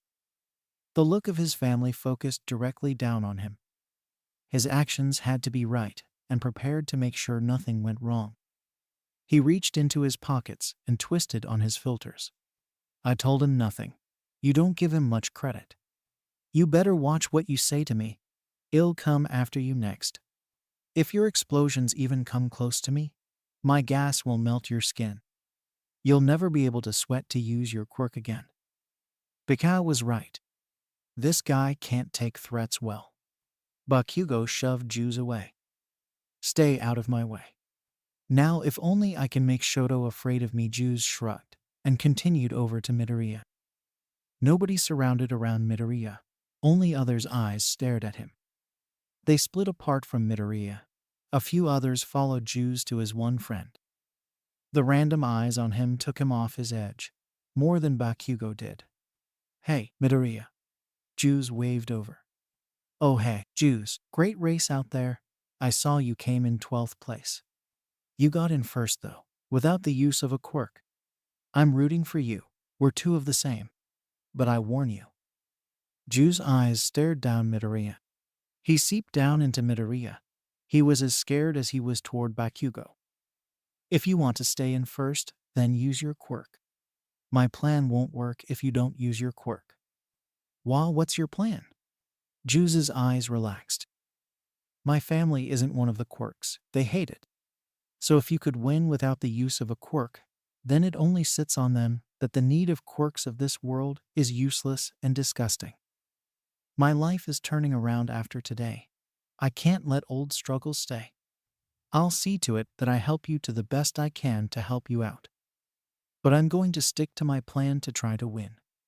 Jews cuffed Midoriya's shoulder. Good luck out there, friend. The second event was about to start.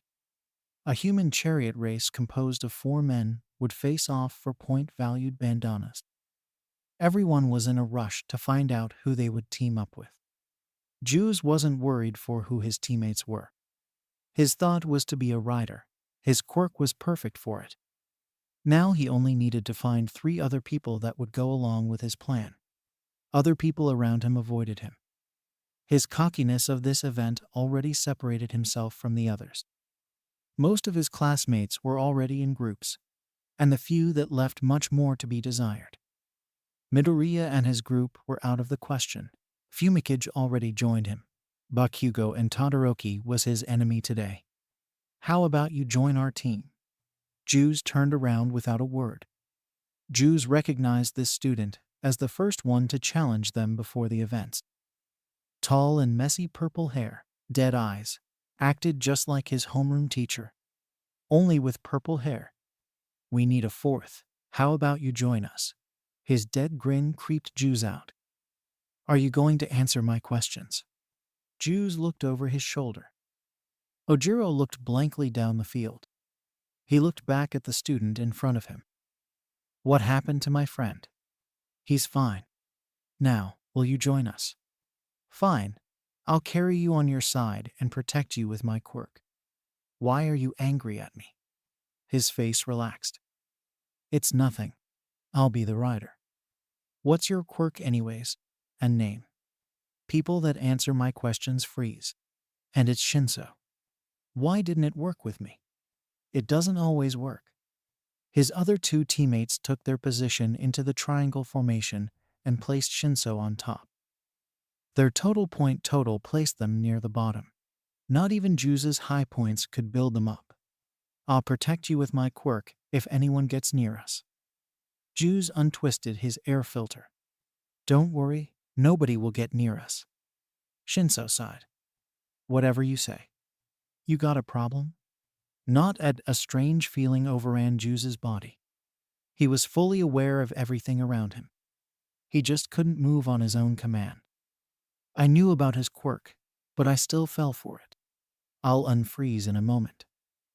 That moment didn't come. Begin, Midnight's voice shouted through the speaker. Jews, use your quirk whenever anyone gets near me. Everyone else makes your way to every other nonviolent team.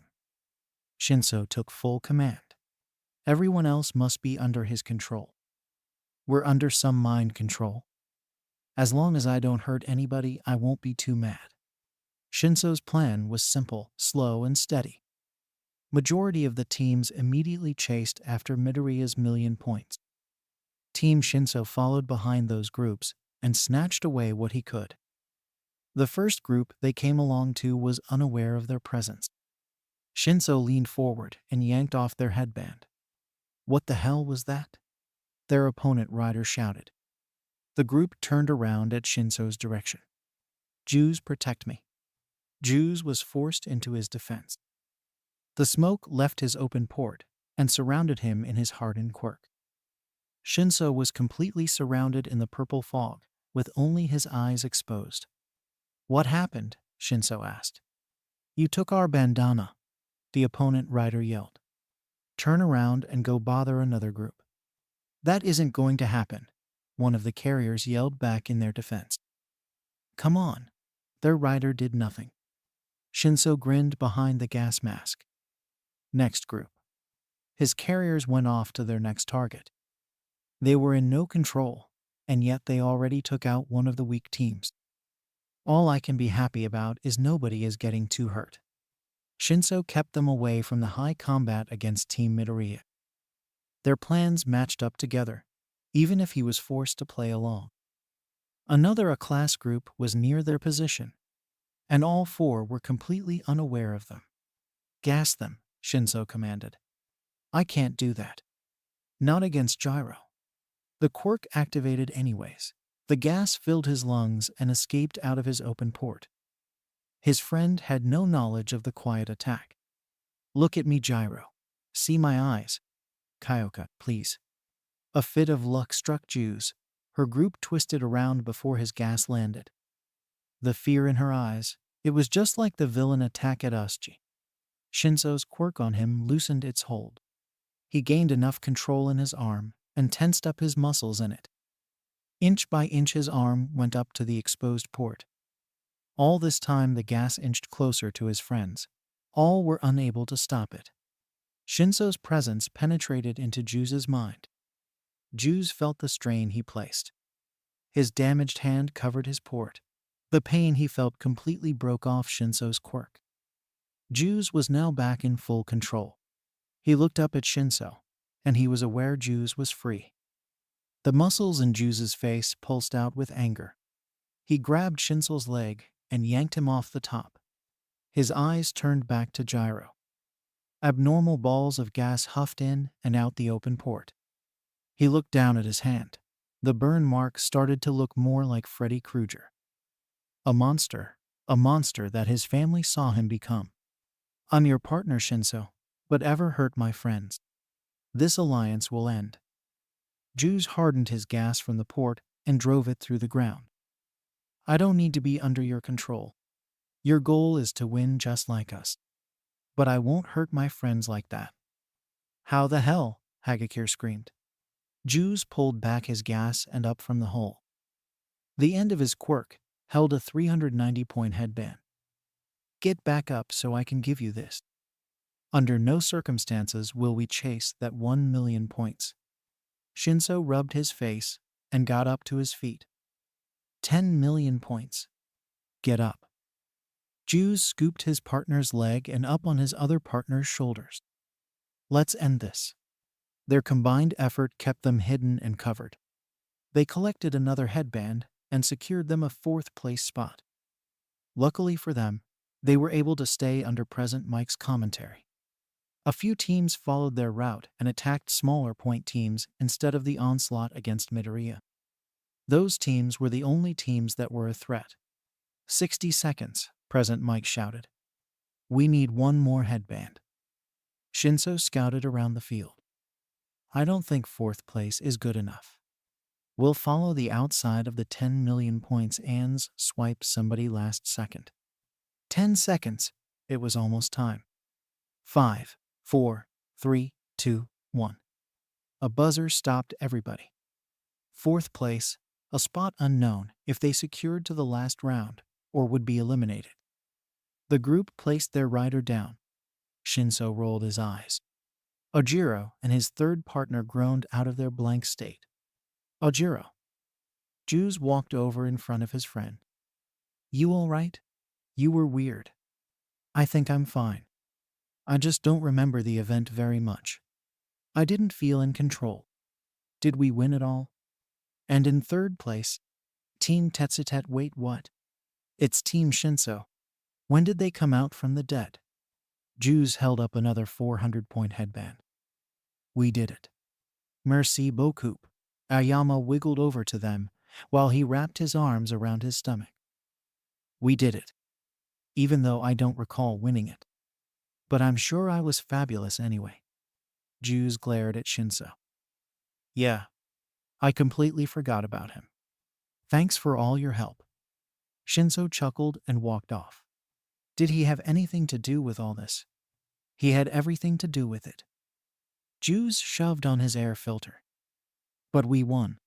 That's all that mattered.